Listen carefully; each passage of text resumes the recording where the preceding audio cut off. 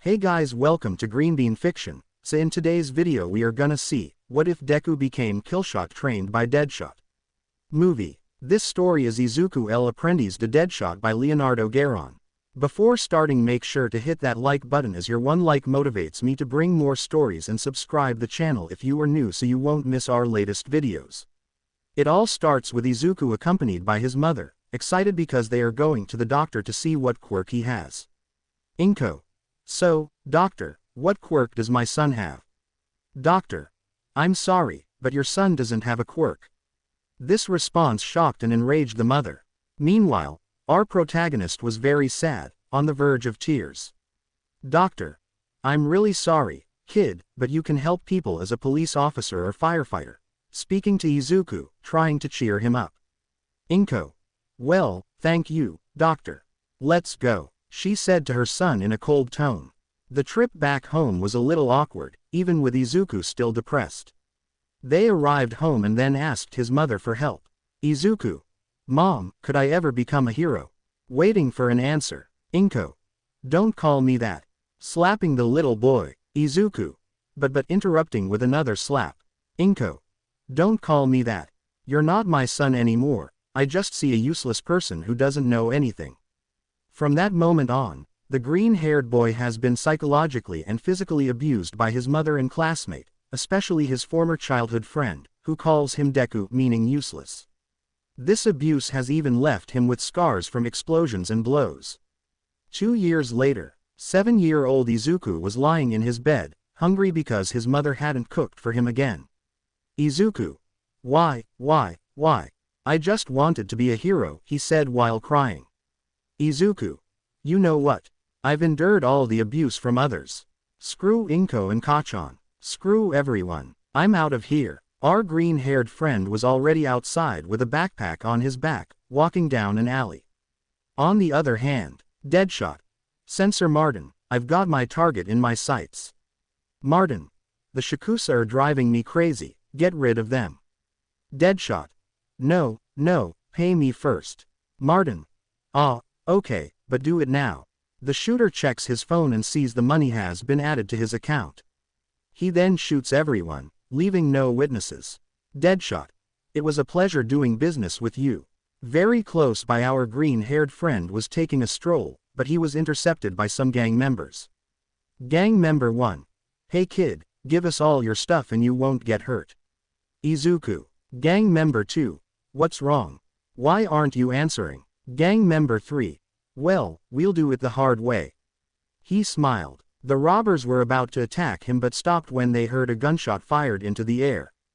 Deadshot. Leave the kid alone or he'll talk a rotten problem.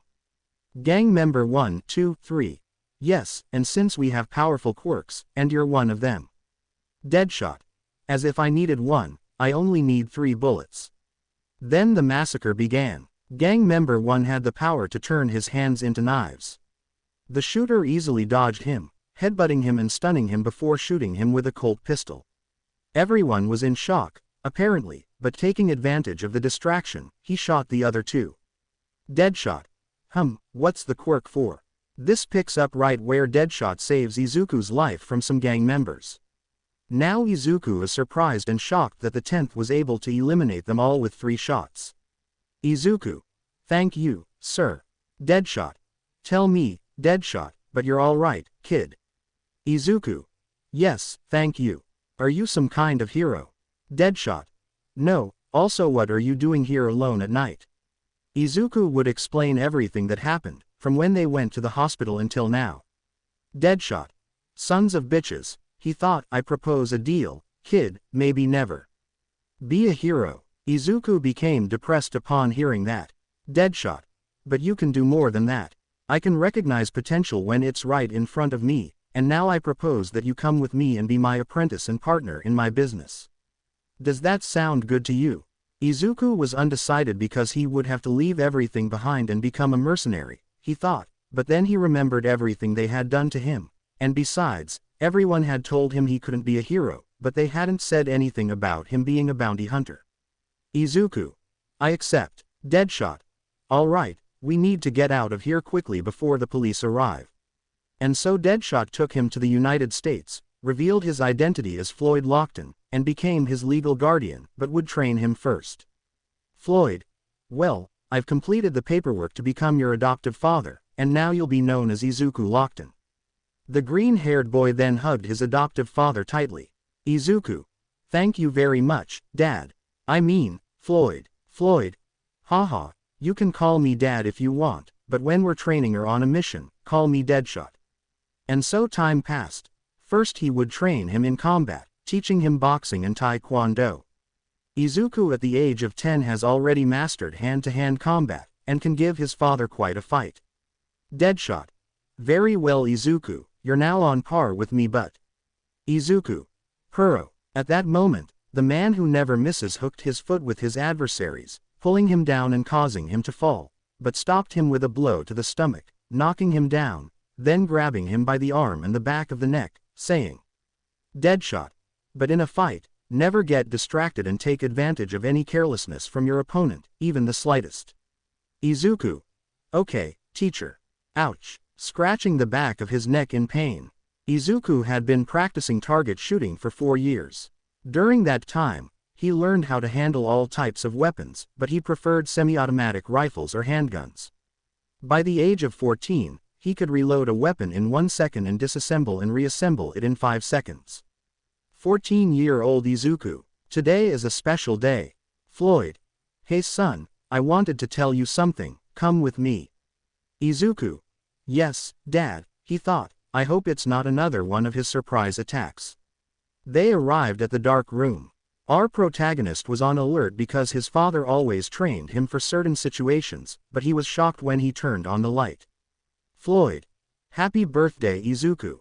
He said this while holding a cake. Izuku: oh no, how could I forget my own birthday?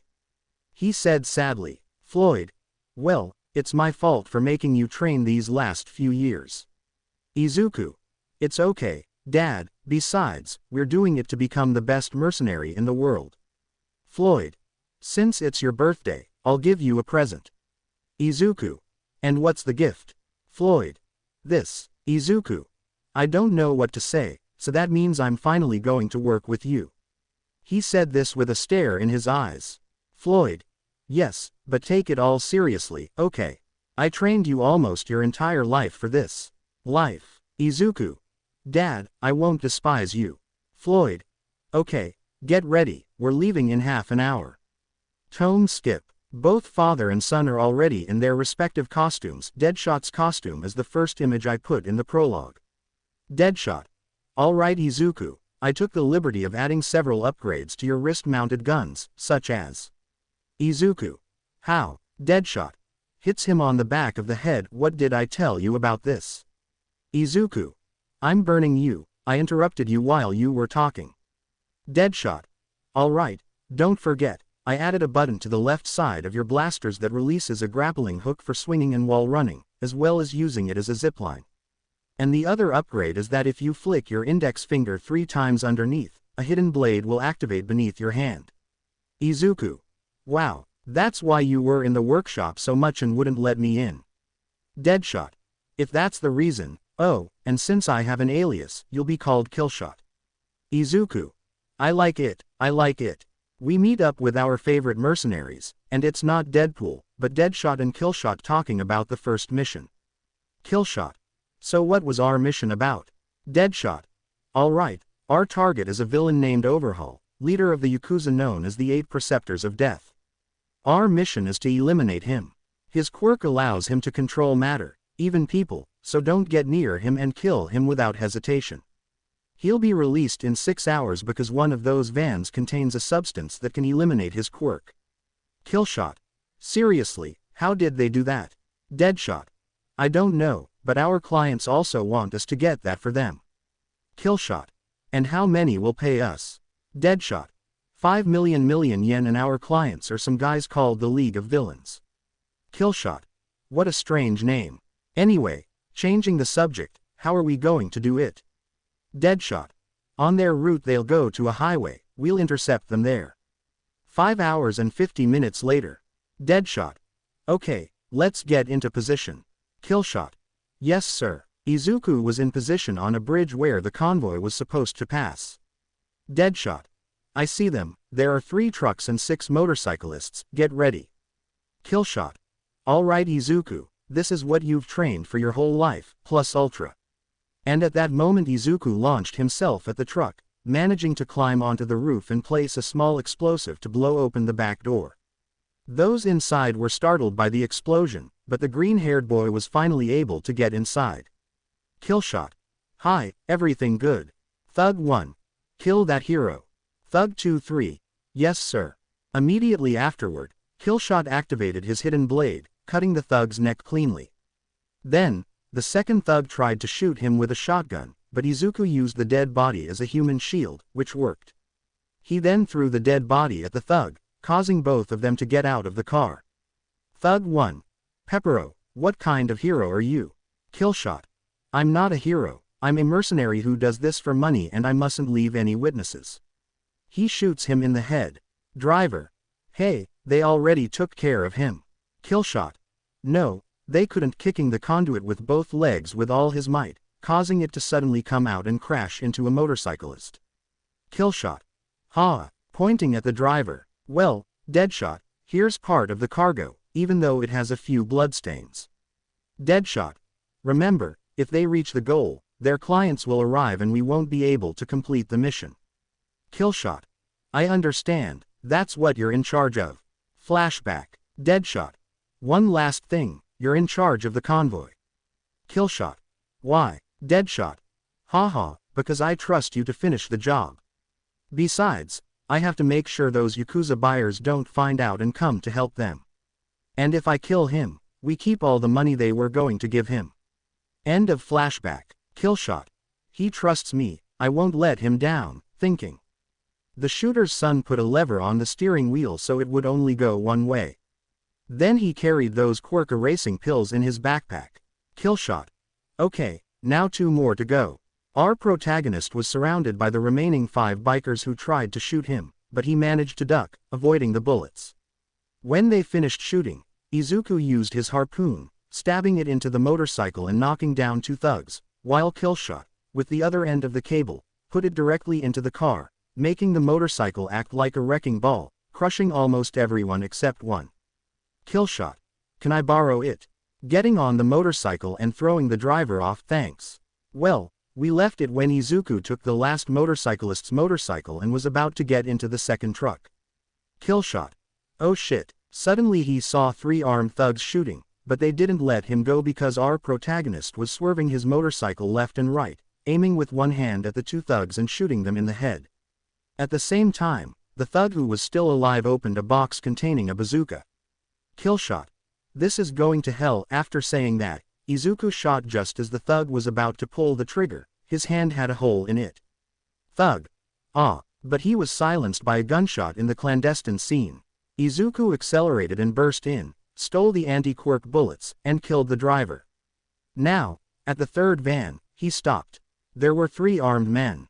Then our green-haired friend mustered his courage, jumped off the motorcycle, and did a somersault, shooting the 3 guys and killing them with 1 shot.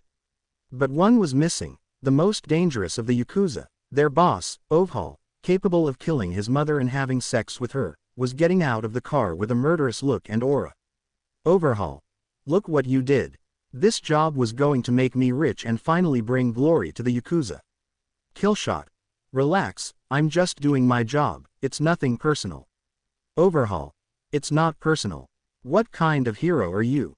He said furiously. Killshot. I'm not a hero, I'm Killshot, the best mercenary in Japan. Overhaul. Okay mercenary, today you're going to die. He then created concrete spikes along the road. Izuku could dodge them with difficulty, but he managed to avoid the last spike by cutting into it, saving himself, though he was badly injured and rendered useless. It left a small cut, but it was still noticeable. He was a little hurt, but still alert and ready to fight. Killshot. That feeling again. Flashback. Izuku was fighting with his father. Floyd. Okay, let's take a break. Izuku. Okay, Dad. Suddenly he felt a vibration on his back, moved, and realized his father was trying to kick him. Floyd. Good reflexes, kid. Patting his back. Izuku. Thanks, Dad. Still puzzled by that strange feeling. End of flashback. Killshot. Alright Izuku, get ready for this. You've trained your whole life. While thinking this, Overhaul created more spikes, but it was very difficult for him because of Izuku's position. On the other hand, Izuku took a sniper rifle from his back. Time became relative. Everything passed so slowly. In Izuku's mind, he kept repeating that he was going to prove to his father that he could trust him, and he would show all those who mocked him that he wasn't a good-for-nothing. Killshot. Sighing, aim and shoot. The sound of the bullet leaving the cannon echoed. Overhaul didn't notice. He was so enraged and focused on eliminating him.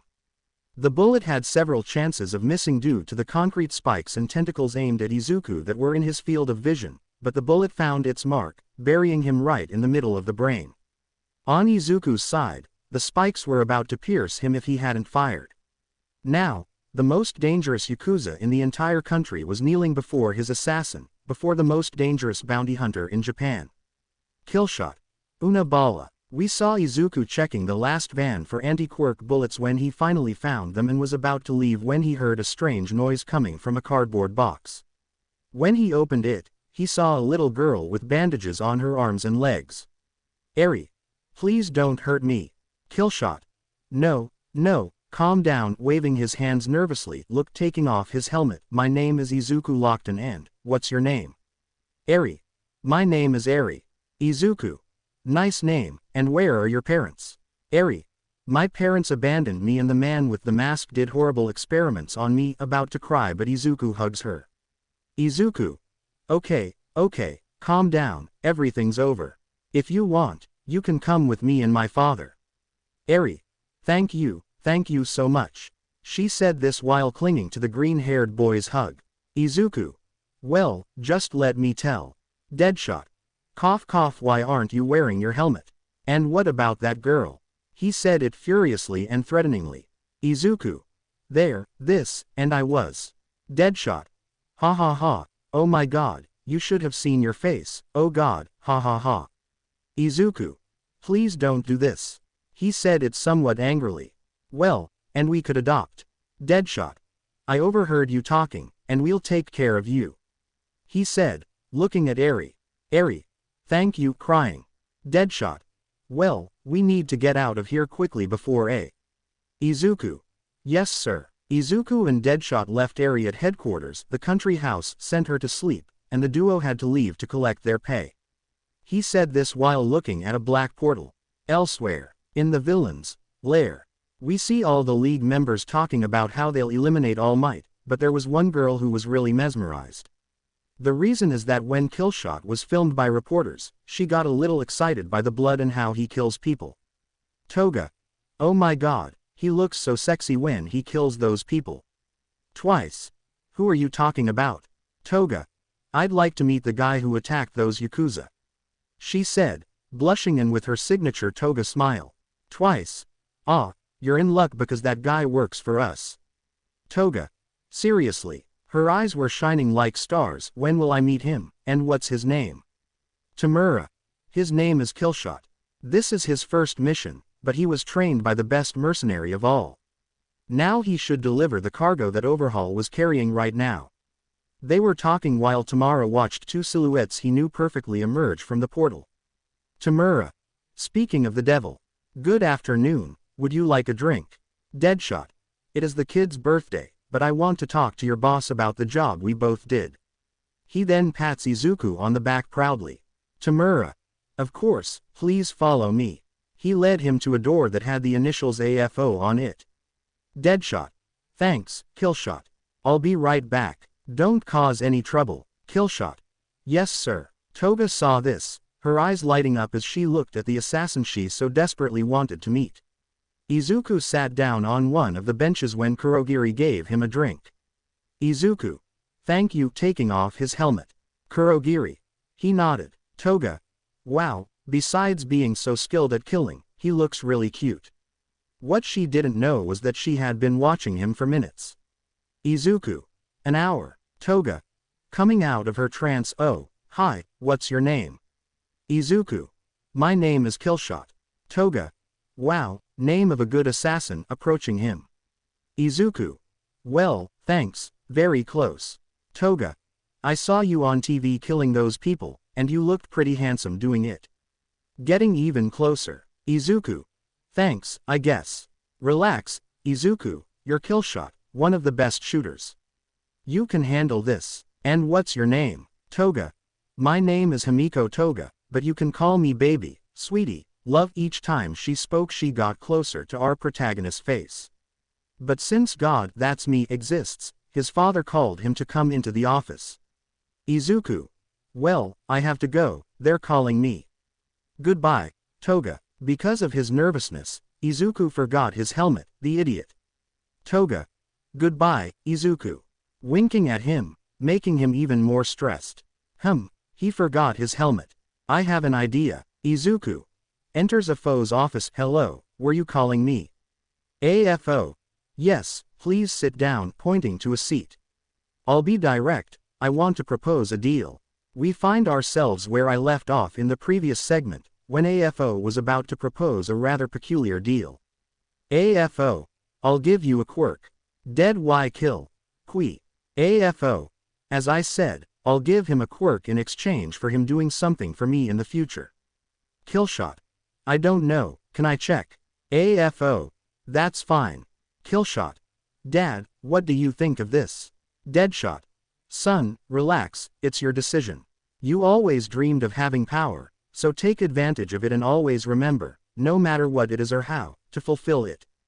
Killshot. Okay, Dad, thanks. I won't disappoint you. Addressing AFO. Alright. AFO. Very good, kneel down. Izuku obeyed, kneeling down.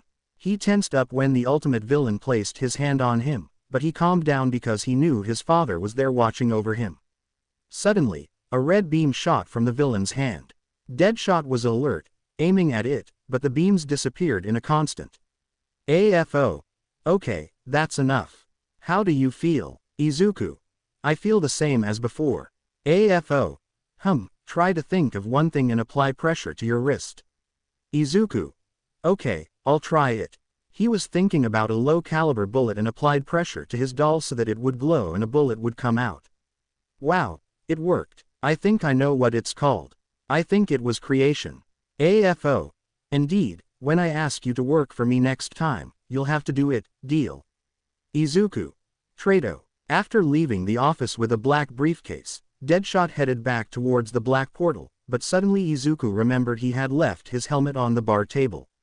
He found it but didn't notice that someone had put something on his mask, and as he was about to leave. Toga. Goodbye, baby Izuku. Then winks at him again. Izuku. Bye Toga. So that later they could enter the dark portal and close up. Based on the general shooters. Deadshot. Look, I'm gone for a few minutes and you're already sleeping with the clients. Izuku. It's not what it looks like. Floyd. Ha ha ha, seriously, you're funny when you're nervous. Anyway, it's okay that you have a girlfriend, just take care of yourself. Izuku. Dad, it's not what it looks like. She just approached me and that's all. Floyd. Oh yeah, so what's this? Showing him a small piece of paper stuck to Killshot's helmet. It looks like numbers and it says, call me with a heart. Izuku. In shock, grabs the paper and goes to his room. Good night. Floyd. They grow so fast. The next day they were having breakfast while watching something on television that shocked them. News report. Well, as we discussed yesterday, we'll talk about this new security guard. Reporter 1. If, as we were saying, this new vigilante, whose name is unknown, has killed the head of the 8 preceptors of death, then what I think now is that he should be arrested for murder. Reporter 2. But there weren't any citizens there, besides, those are murderers, thugs, and thieves. Elsewhere, a couple of strangers were discussing this new matter. It's dangerous. Perhaps you're right, Envendor, but it didn't do any significant damage. What do you think, All Might? All Might. Maybe if we find him and convince him to go, he could be the greatest hero of all, because look at that determination when he was surrounded by motorcyclists, he didn't panic and was able to handle the situation by thinking fast. Perhaps you're right, and there are 9 months left before it starts, so we should investigate this subject. All Might. Thank you, Director Nezu. After finally acquiring the quirk he so desperately wanted, he modified his suit and launchers. First, he made a list of all types of bullets. High, low caliber, real, heavy rubber bullets like those used in machine guns, and one he invented himself, a bullet that ricochets off hard surfaces. He modified his launchers so that when he creates a bullet, it goes directly into the wrist barrel. The suit, specifically the shoulder pads and ribs, has slits or holes from which spheres emerge from his body. These spheres have multiple functions, such as launching gas, smoke, tear gas, and even electrocuting people. 2 months later, now we see Izuku training hard, so as not to lose his physical condition. Izuku. Well, I'm done for today. Eri. Hi Daddy, hugging his leg. Izuku. Oh, hi Eri, look, your horn is already growing, look, touching her horn. Eri. Hee hee, you're tickling me. Ah, Uncle Floyd wants to see you. He seems serious. Izuku. Serious in the style of Deadshot or normal? Eri. Deadshot style. Izuku. So you talk a lot of trouble. Why don't you play in your room while I talk to Dad? Eri. Yes, Daddy goes to her room. A few minutes later. Izuku. What's wrong, Dad? Floyd. I've checked the notifications on our to-do list and it seems you have quite a few missions. Izuku. Did you say I have missions? Floyd. Yes, because I'm temporarily retiring. Izuku. Why? He said, surprised, and his heart pounded more than usual. Floyd. Because I have to take care of Eri and I want to take a break. Besides, I trust you can handle the business. He puts his hand on her shoulder. Izuku. Yes, Father, I won't disappoint you. Posing with a military salute. Floyd. Okay, for your second mission you'll have to talk to your character / who lives in the various basements. 1 hour. Then Izuku, with his suit ready and his weapons, was already at the place Deadshot indicated, but he saw a silhouette approaching. You're Killshot, right? Killshot. It depends on who it is. The man he hires to do his job, but tell me / Killshot. So it is me. / Okay, your mission is to kill a gang of thugs a few blocks from here, who are always killing people and dealing drugs, and on top of that, my son has to live here seeing all this. Izuku was thoughtful for a few moments because he thought it was the leader of another gang that was bothering his territory, but it was just a father worried about his son. Killshot. Okay, I accept. Where will we meet for the transaction? / At my house. When you've killed everyone, call me and I'll give you my address, got it? Killshot. See censor. Killshot was at the location / told him to. Apparently, his lair was an abandoned warehouse. He climbed onto the rooftop closest to the location. Killshot. Well, we have 5 people outside and 3 inside, I'd better use the silencer. Izuku was with one of these snipers. He fired with such precision and speed that those inside didn't realize their comrades were already dead. Following this, Killshot fired his grappling hook at the chimney, then with the end holding his wrist, he nailed it to the nearest wall to use the cable as a lashing point. When he arrived at the factory, he looked closely and saw that there were about 6 people talking amongst themselves, because in the flower section there was a glass section. Ignore that it's from Fortnite and instead of nature it's the city and it's nighttime. Villain 1. So you give us all the drugs in the truck, and how much will this cost us? Vendor. This costs 1 million yen because if you take it, you'll maximize your quirk. Killshot was impressed to hear about them having the money for this and possessing another drug that affected powers. He knew perfectly well that these weren't ordinary gang members and he had to stop this, but he snapped back to reality when some guys were staring at the ceiling. He slipped away just as they looked up. Villain 3. Is it just me, or do I have a feeling someone is watching us? Everyone. No way, dude. Killshot. Yo see. Villain 3. Finally someone who'll wait for me for a second. When I say that, 2 small spheres appear in the alley from above, releasing tear gas. Everyone. Oh my eyes. Suddenly bullets rained down from the sky, firing at everything in sight, but there was one villain whose skin was made of rock. Rock villain. I'll kill you for interfering in my business. Killshot. His quirk consists of hardening, but it seems his chest is less covered in rocks. The rock villain almost landed a hammer blow, but just then Killshot did a somersault to the ground to create an artillery grenade and armor-piercing bullets. Then, When the villain turned to see where the mercenary was, he was very slow because he was throwing the grenade, stunning him for a few seconds. Killshot. Pointing with the wrist gun, shoot. The villain crashed into the wall, breaking it and on the verge of death. Killshot. Okay, now I want you to tell me where and who's doing this drugging. Rocky. They're in the Camino forest and I don't know who's doing it, I just do it. Killshot. Very well, thank you very much, pressing it again on his chest. Rocky. Hey, I already told you where it is, let me go. Killshot. I never said you'd get out of here alive. The sound of a bullet leaving the barrel was heard, and what does that truck have? They get into the back of the truck, oh my god. His eyes lit up even though he had his helmet on, so much money, man. Oh, I love my job. He left the crime scene, but not before calling the police about what happened and leaving a note. 1 hour later, the police came to the gang members' hideout and examined the crime scene, until Aizawa arrived to investigate. Aizawa. So, how's the forensics going? Officer. Well, it seems the attacker didn't use any quirks to kill them, but rather weapons, and several of these bullets aren't illegal, or we never use them. Aizawa. Anything else? Officer. If I leave a note, the killer. Aizawa. Avir. Izuku was still outside heading to Slash's house to complete the job transaction. Slash's house. They were both sitting at the living room table. Killshot. Okay sir, everything's ready, taking pictures of the corpses. Slash. Wow, I thought you were a fourth-rate rookie, but I was wrong.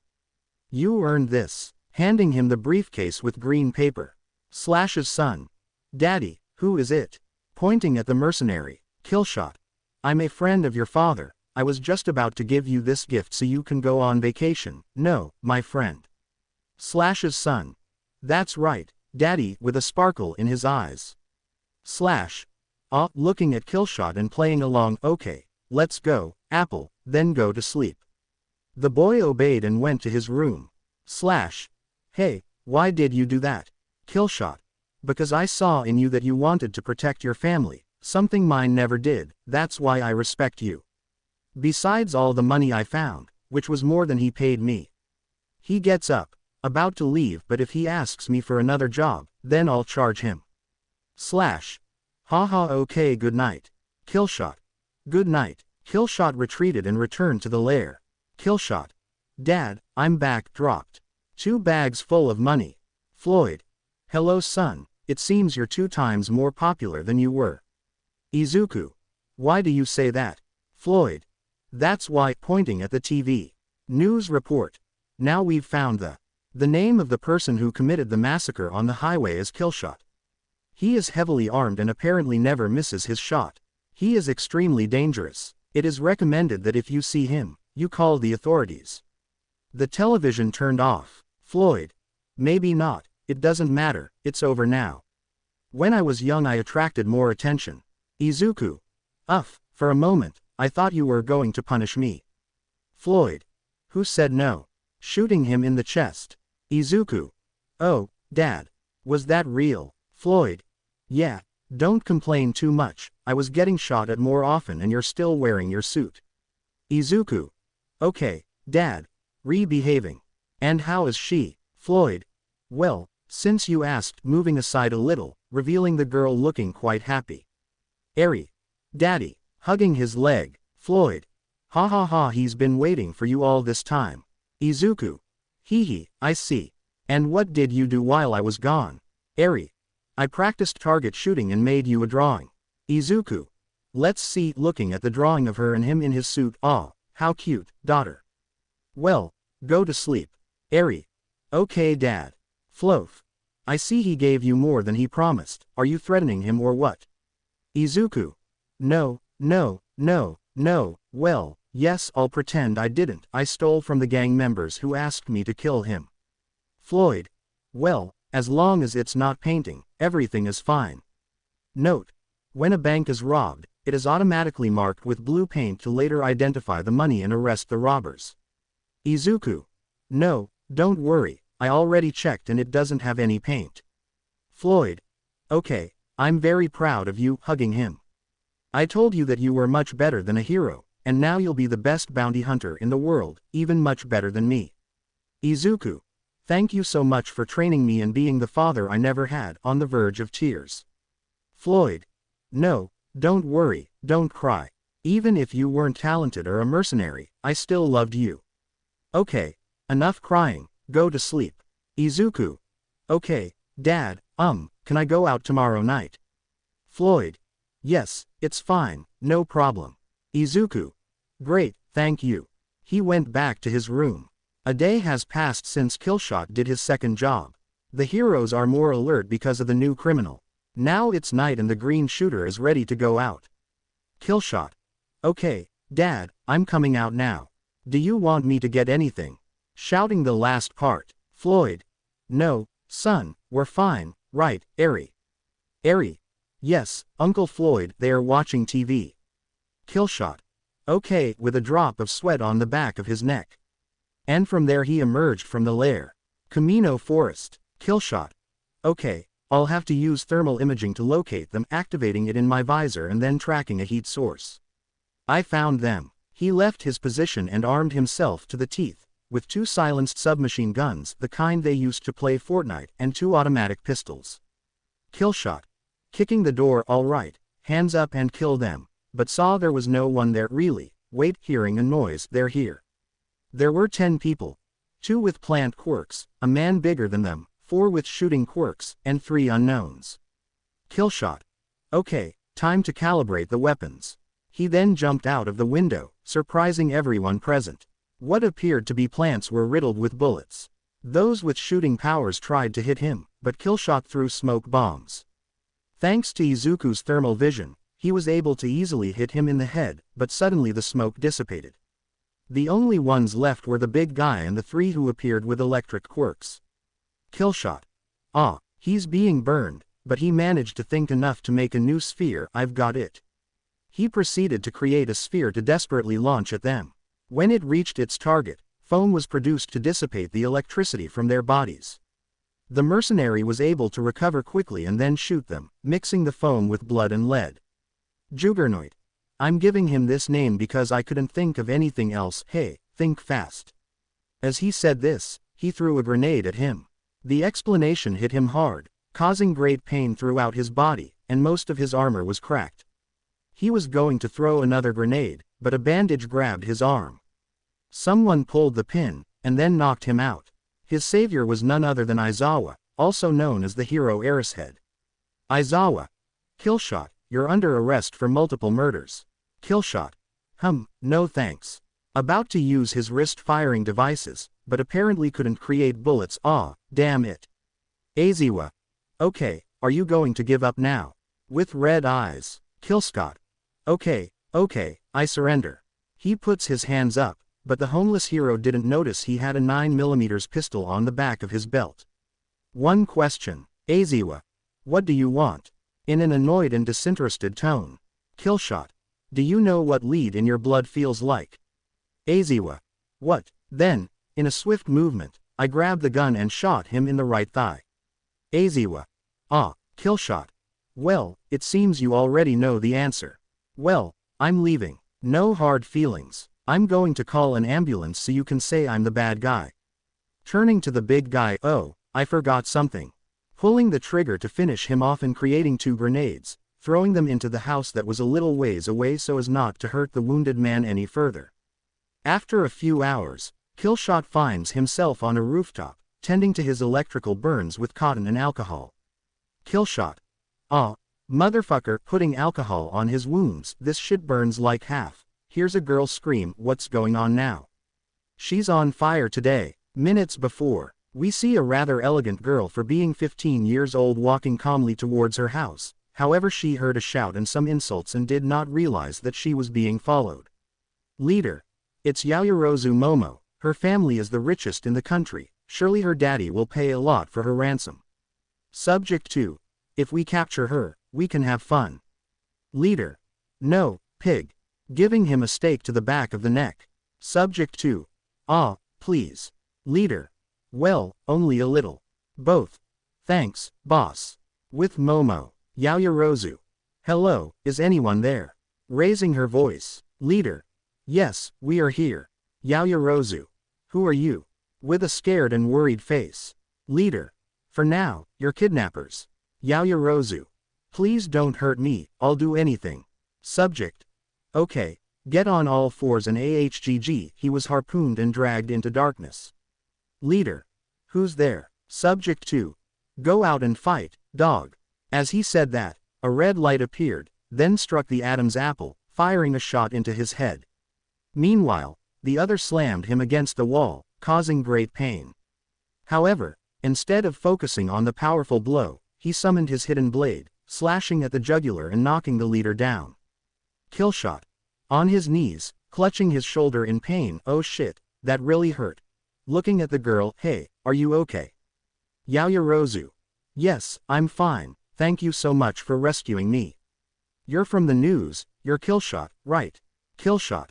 Apparently I'm popular, it's me. Now are you going to hand me over? Looking at her seriously. Yaoyorozu. Why would I? You're the only one who kills villains and you saved me. You're my hero. She arches her back and then hugs him. At that moment, Izuku felt a feeling he had never experienced before in his life.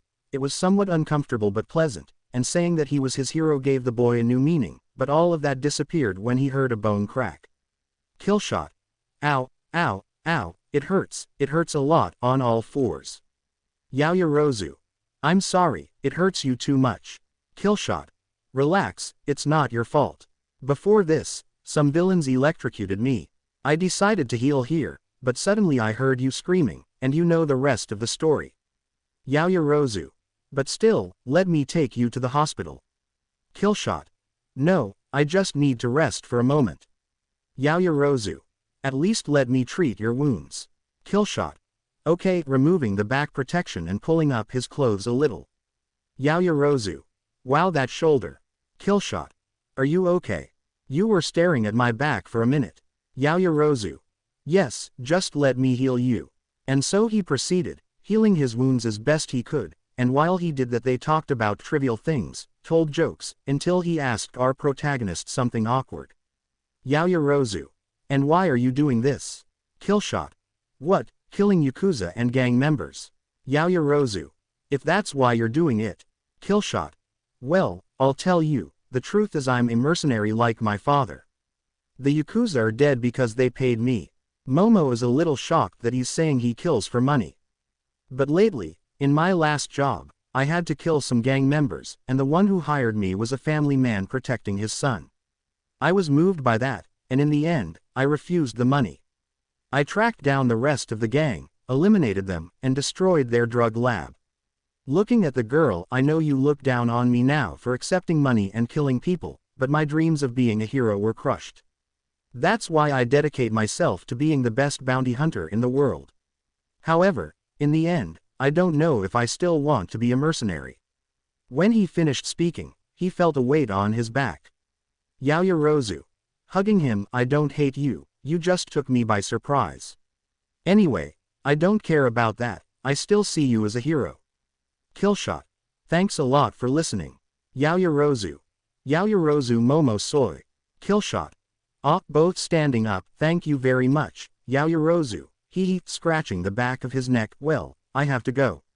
About to leave, but he grabs her hand. Yaoyorozu. Wait, can we meet sometime? Killshot. Maybe. Well, we met at Disney. Immediately afterwards he goes with the grappling hook to a building. Yaoyorozu. Goodbye, waving her hand. Everything went smoothly. Floyd was helping Izuku repair his suit, taking advantage of the kid's powers to create several metal alloys that could withstand powerful explosions and insulate electrical energy. Eri didn't stay behind. She repainted the metal parts of the armor, and they turned out perfectly. 4 months have passed, and all criminal activity has decreased, not because All Might will arrive and arrest them, but because Killshot will arrive and kill them without mercy. His name not only indicates that he is a mercenary, but he is also known as the vigilante who never fails. He was already famous among civilians, heroes, and villains alike, but some heroes didn't know that he was a mercenary for hire. On the other hand, villains hired him to kill certain people or carry out other tasks. However, Killshot didn't do everything for money, He also killed corrupt police officers who walked free without any remorse, gang members, and criminals who were released from prison through plea bargains. People were divided. Some saw him as a hero who did things the right way, others as just a vigilante, and some simply as a guy who should be on the streets. Even I have fans to the point of having merchandise related to him, for example, t-shirts, hats, keychains, etc. Now we see that Floyd was sleeping in the chair, Eri was playing in the garden, and Izuku was checking the computer to see if there was a worthwhile reward, and suddenly he heard a beep coming from his cell phone. Izuku. Hello, who is it? Don't you remember me? We met at the villain's bar. Izuku. His eyes widened as he remembered who it was, and a noticeable blush appeared on his face. Toga, is that you? Toga. Yes, you remember me. I thought you were ignoring me because I sent you my number and you never called me. Izuku. Sorry Toga, I just forgot you. Toga. Oh, don't worry, what are you doing now? Izuku. I'm looking at the most wanted list to see how much they're offering to kill him. What about you? Toga. Nothing in particular, I'm just in bed thinking about you in a flirty tone. Izuku. Oh, well I'm glad. Toga. Moving on to another topic, you became quite famous, they're even making merchandise of you. I even bought some myself. Izuku. Yeah, I noticed that, and that you bought. Toga. A thong with its characteristic blush. Note. At least in my country, a thong is women's underwear. Izuku.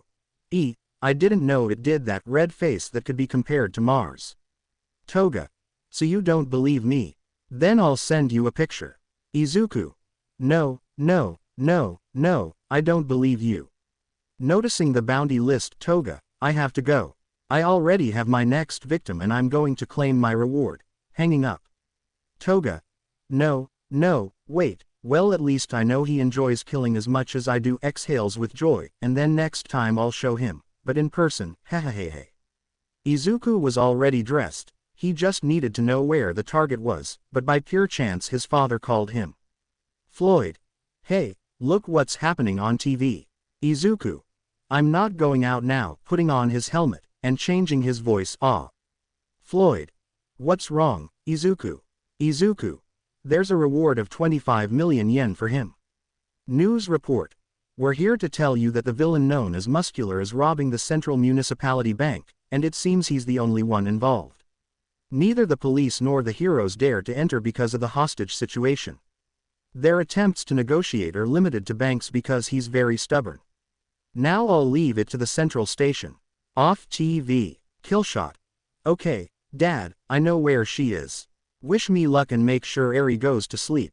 Once in the city, Killshot stealthily entered through the back of the bank. Everyone watched him discreetly, but it was clear from their expressions that they were safe. Killshot. Calm down, it will all be over. Don't make any noise, okay? Civils. Also, Killshot. Good, aiming, with a semi-automatic rifle. Killshot.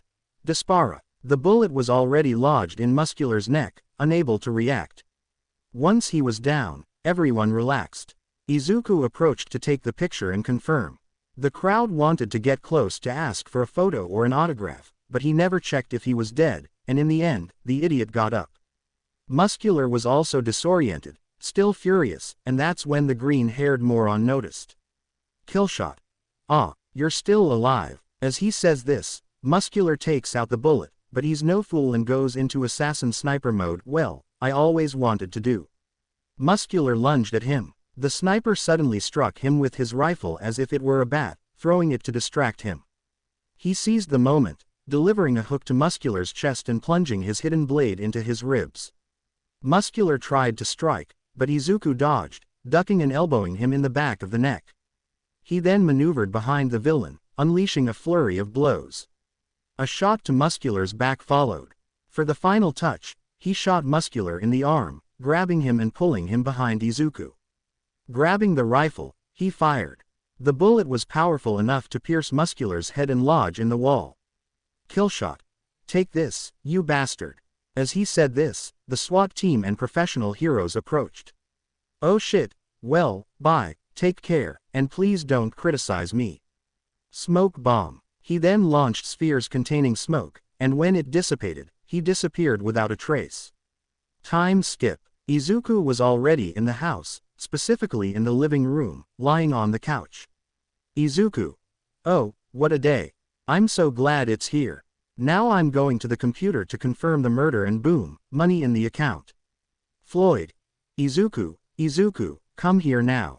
Izuku arrived at the workroom. What's up, man? Was interrupted by a hug. Floyd. Izuku, I'm very proud of you. Look at the monitor, do you know what this is? Pointing at the giant monitor. Izuku. A most wanted list. Trying not to look like an idiot and guess correctly. Floyd.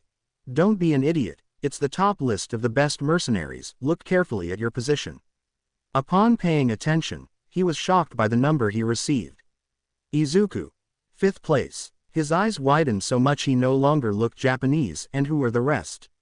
You never told me about them. Floyd.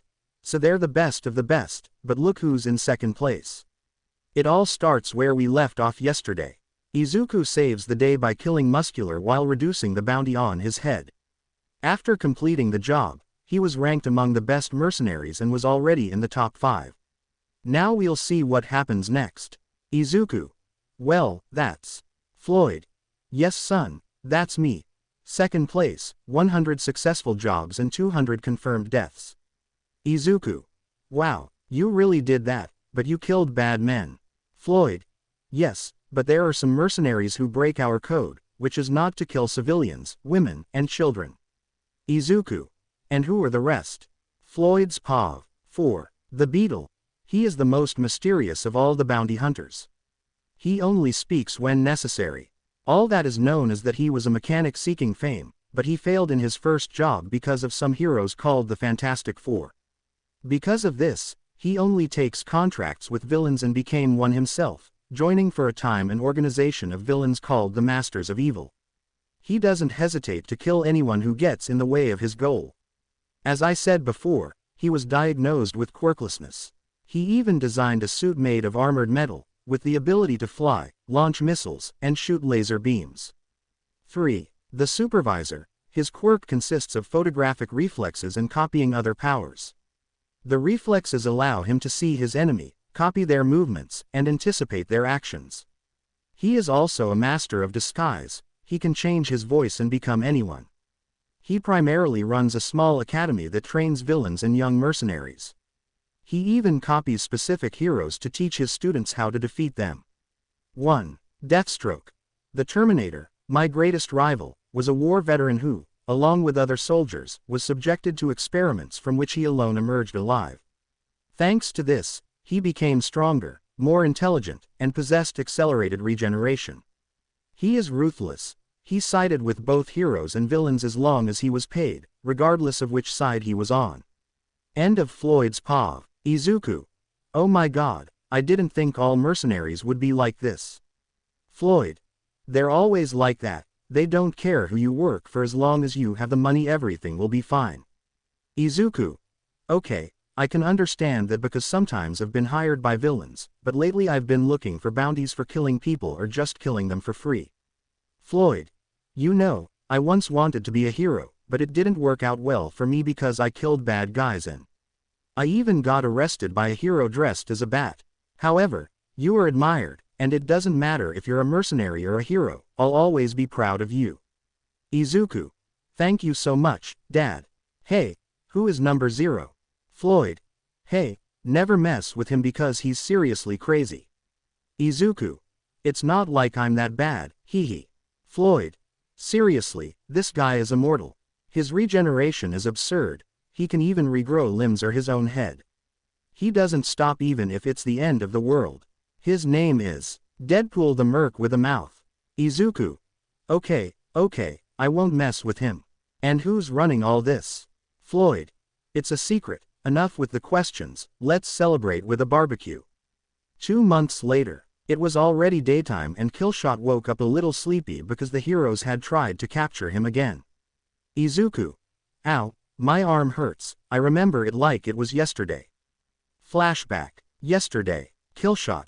Well, I've got him in my sights. Looking at a guy handing money in a suitcase to a cop. Well, I'm doing the world a favor by doing this. The policeman and the other guy were knocked out by a pink gas. Izuku. Looks like they beat me to it. A twitch hit his neck, and his experience with that twitch warned him of danger. But what the hell? Seeing a branch created by the hero Kami Wood approaching at high speed, which he could barely dodge quickly, well, maybe another day. He was fleeing, swinging like Spider-Man, but he didn't see a colossal girl slap him so hard he crashed into an alley. Killshot. Ah, damn it all. Why don't you arrest me? Mount. Lady. I can't go in here, I'd better shrink back. Killshot. Quick, you idiot, hide. He hid behind a trash can, until he passed by. I'd better take advantage now. After saying that, I shot him in the shoulder with a tranquilizer dart. Mount. Lady. Ah, what is this? Killshot. Relax, I hit you with a tranquilizer dart. If you'd let me handle my own business, this wouldn't have happened. Well, I guess all. But he was interrupted by a blow to the head from a kind of wooden arm. Killshot. Ah, and what happens now? Kami Wood. You killed her. But in his rage, he was lashing out in all directions, and taking advantage of his blind anger, he fired another tranquilizer dart. Kami Wood. What did you do to me? Killshot. For your information, I didn't kill her, I only gave her a tranquilizer dart like yours. I only kill the thugs, something you guys can't do because you don't have the balls to do it. Well, I'm leaving. End of flashback. Izuku. Well, time to train and see what Dad and Eri are up to. Elsewhere. Yakuza boss. Now that we're doing that Killshot, he's got us all messed up. We can't do anything day or night, and he's not like other heroes, he kills all of our guys. Yakuza 2 boss. Maybe we should drop this and do something else with our list. Yakuza boss 3. No, if he's not a hero, maybe he can be bought. Yakuza boss. Gentlemen, I have the solution to this. As they said that, they heard footsteps that were quite noisy, until they could see a man in a purple and gray metal suit with green visors. Yakuza boss. Gentlemen, I present to you the solution to all our problems. It is Beetle. Yakuza 2 boss. And exactly, is he a villain or what? Yakuza boss 3. Look, you're a Yakuza and you don't know anything about the criminal underworld that includes guys like them. Yakuza boss 2. Sorry, I'm new to being a Yakuza. Yakuza boss 3. They made our lives easier, they take care of eliminating any target for money, just like we disappeared when the heroes arrived and especially when All Might arrived, but those who remain are the best of the best, right, buddy? Addressing Beetle. Beetle. Nods. Yakuza boss. As I was saying, this is your target, showing Killshot on screen. He is. Beetle. Killshot, I know it. Yakuza boss 3. What? Beetle. He's also a mercenary, to be exact, he's in the top 5. Everyone was stunned by the news that he was also a mercenary. Yakuza boss 2. Do you know anything else about him, like his identity? Beetle. Sorry, it's confidential, assassin to assassin, but what I can say is that he was trained by Deadshot. Yakuza boss 3. Haha, it seems he still has the codes. Beetle. Nods. Yakuza boss. Well, now that you know who your target is, I want you to eliminate him from the piece of the earth, and I'll give you 35 million yen. Beetle. I accept. Meanwhile, with the broccoli. Izuku. Hello, what are you doing? Eri. We're watching the sports festival. Floyd. It's an event that UA Academy holds to see who's the best. I'll finish it. Look.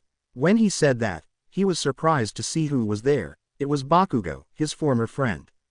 He felt a great deal of discomfort in his body and suddenly remembered all the suffering he had caused him throughout his miserable childhood. Floyd. Izuku, are you okay? You were paralyzed for 1 minute. Izuku. I'm fine, I'm going to train for a while. That night, Killshot was heading out into the city. Killshot. Well, taking advantage of the fact that I'm not working, I'm going to patrol. The shooter was jumping from building to building, but then he twitched again when he looked around and saw a missile hurtling towards him at full speed, which he barely managed to dodge. Killshot. But what finally he noticed the missile's trajectory and saw the Beetle in person. Beetle, what's wrong with you? Beetle. Fires more missiles that come out of his shoulder pads. But Killshot doesn't stay behind. He shoots at the missiles, causing a huge explosion that affects both of them, but more so Izuku because the beetle's armor is heavily armored. Killshot. Did I do something wrong to you, or were you offered money to kill me? Beetle. Nods. Killshot. Well, no hard feelings. Beetle. No hard feelings. After the USG attack, they decided to build the dormitories and all the students now live there. The beetle launched several missiles at Killshot, who dodged them, but the shockwaves slightly affected Izuku. When he fired them, they had no effect, so the beetle decided to create explosive bullets that would damage his armor. With no other options, the beetle activated its booster at full power and charged at Killshot. The explosions did not go unnoticed, especially by the news media. While they were fighting, they didn't realize there was a helicopter recording the entire ultra-violent battle live. Meanwhile, Kirishima. It's so tiring, isn't it, guys? Everyone. Yes, Tsuyu. Aizawa was quite cruel to us. Kaminari.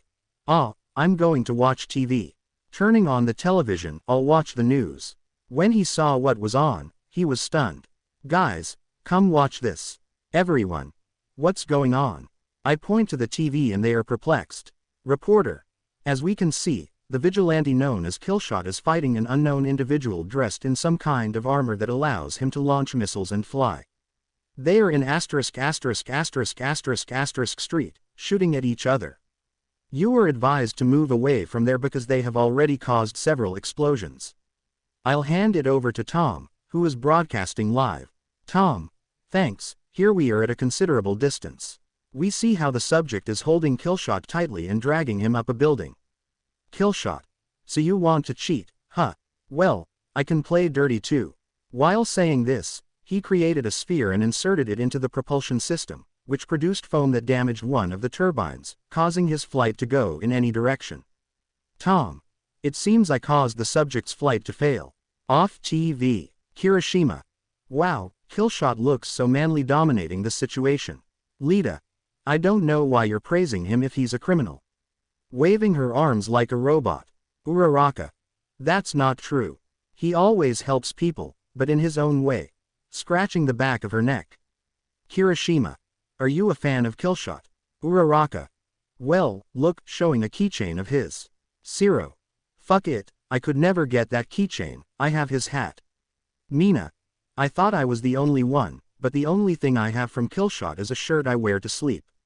And so they were talking about him and what he did when he was a security guard, but a dark-haired woman was remembering her moment with the shooter, however she was interrupted by one of her colleagues. Juro. Yaoyorozu, are you okay? Yaoyorozu. SSI because, Ino would be. Juro. Why are you blushing? Todoroki. Ma'am, because he saved her life. Everyone remained silent upon hearing the news, processing what had just been said.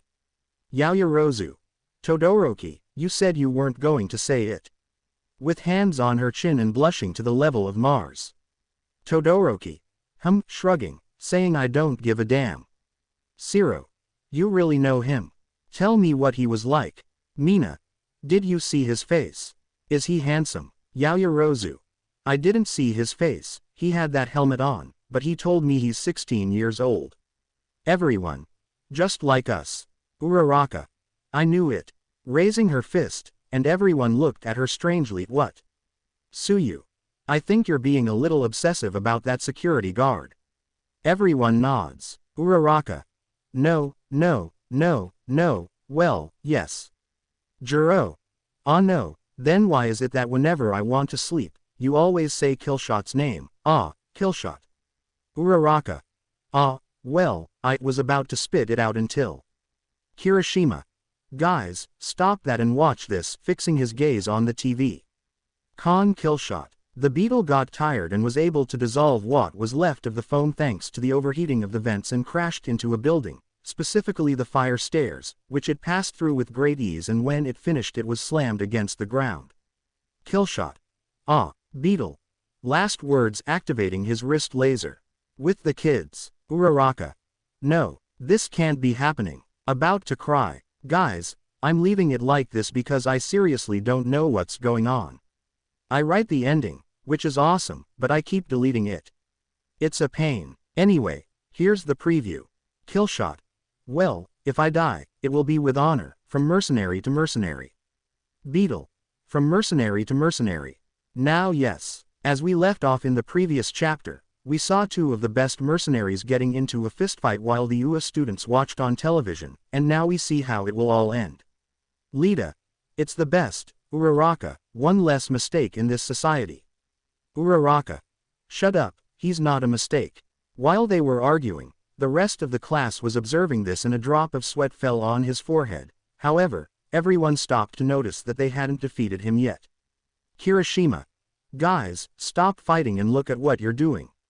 With Izuku. When Killshot saw that the stairs were loose, he moved his arm slightly, then aimed and fired his harpoon, causing the rest of the stairs to collapse.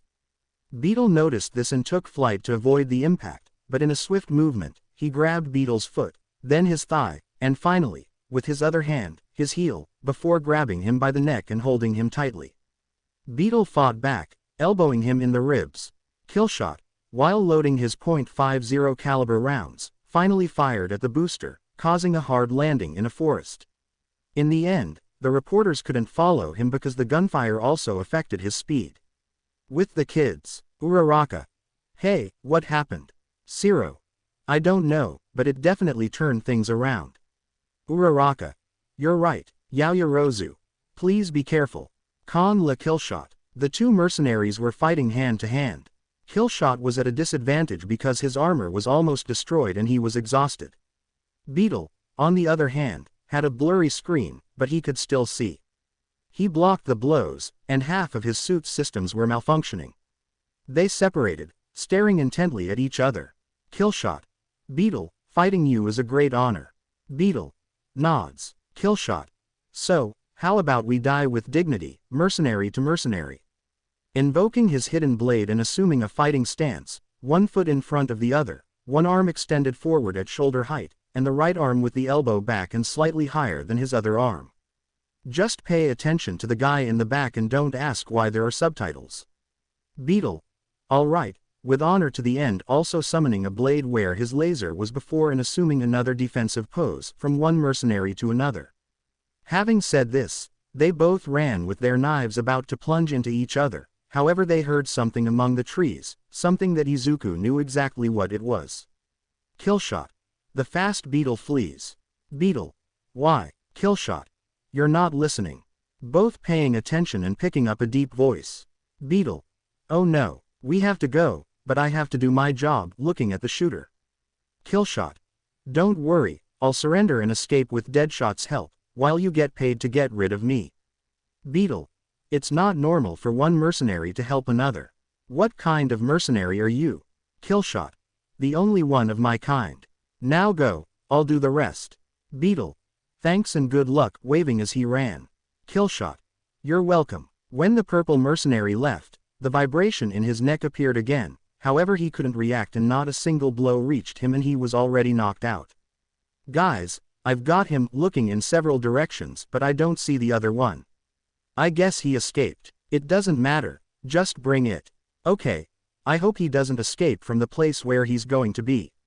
Some time later, we see how the freckled boy, half asleep, barely lifted his head and saw a light that blinded him for a few seconds. Izuku. Where am I? With you asleep. You've finally woken up. Izuku Midoriya. Izuku Midoriya Alphin Te and Contramos. Izuku. Hehe, it's been a long time since they called me that, but I think they're mistaken. Isn't that you? Showing the screen to a younger Izuku. Obviously it's you, diagnosed as quirkless and disappeared at age 7. Izuku. Okay, I do remember that, but who are you? Oh, forgive me, my name is Nezu and he is. Izuku. All Might and the one in the background is Endivanor. Both of them. Do you know us? Izuku. Well, yes, they know that on the blacklist you're worth 50 million yen for taking you down, but none of you could. Enbendor. No wonder they were attacking us recently. Izuku. Well, what do you want me for? Do you want me to do your dirty work or will you send me to prison? Nezu. Neither. What we want is for you to reintegrate into society and attend the prestigious Hero Academy. Do you accept? Izuku. No thanks. Where am I? Enbendor. I knew it, the assassins and bounty hunters have no honor. All Might. Tranquillo. Izuku. You know, honor doesn't pay the bills. With the salary the symbol of peace gets, I earn triple that for every job, and I've saved people, defended them, but I've also killed every villain without hesitation, something you guys can't do because you don't have the guts to do it. Everyone remained silent after the comment, until the rat bear decided to speak. Nezu. So, you don't want to go to Ua. Izuku. Dog. Nezu. Then we'll send you to the deepest pit in Tartarus and you'll stay there until you die. You prefer that, huh? Izuku. Well, if you put it that way, I have no other choice. He said it in a calm tone. I accept. When do I start? All Might. You start next week, you'll have time to create your new suit. He smiles at the situation. Izuku. Wait, what do you mean I can't use my suit? What's wrong with it? Nezu. Nothing, but we want to keep a low profile, otherwise reporters will be coming around all the time and that's a pain. Izuku. Okay, but I'll keep it and I'll design my own hero costume. Nezu. Okay, anything else? Izuku. Well, I heard there are dormitories, right? Nezu. Yes. Time skip. The next day. Aizawa. Okay guys, that's all, but before you go, we'll have a new student. Any questions? Yaoyorozu. Raising her hand. Isn't it a little late for that? Aizawa. Yes, but I should really have been here from the beginning. Lita. And I suppose she must have been absent due to personal matters. Aizawa. Something like, more like the bastard shot me, then he'll come next Monday. Yaoyorozu. And what is her name? Aizawa. Her last name is Loden. Elsewhere. Izuku. Oh my god, I can't believe I'm going to live with All Might, and on top of that, I found out you can transform into a skinny kid. All Might. If you saw, wow, he ate the lie. Izuku. Okay sir, I need to go to the bathroom. Where is it, by the way? All Might. At the end of the hall. Izuku thanked All Might, but he wasn't going to poop otherwise, he had a communicator, and don't ask where he got it, since he wasn't wearing his suit. Izuku. Come on, answer me. Yes. Dad, can you hear me? Floyd. Son. Holy shit, where are you? What happened to the beetle? Are you okay? Shouting. Izuku. Dad, calm down. Telling him everything that happened. Floyd. Oh son, you're such an idiot. Well, I'll come find you. Izuku. No, wait, don't do it. Floyd. Why not? Seriously. Izuku. Because if you do, we'll attract attention, they'll hunt us down, heroes and mercenaries alike, and besides, who will Eri end up with? Floyd. Sighing. At least you'll make more friends at that school and learn more than at the supervisor's academy, remember? Izuku. Yes, I remember.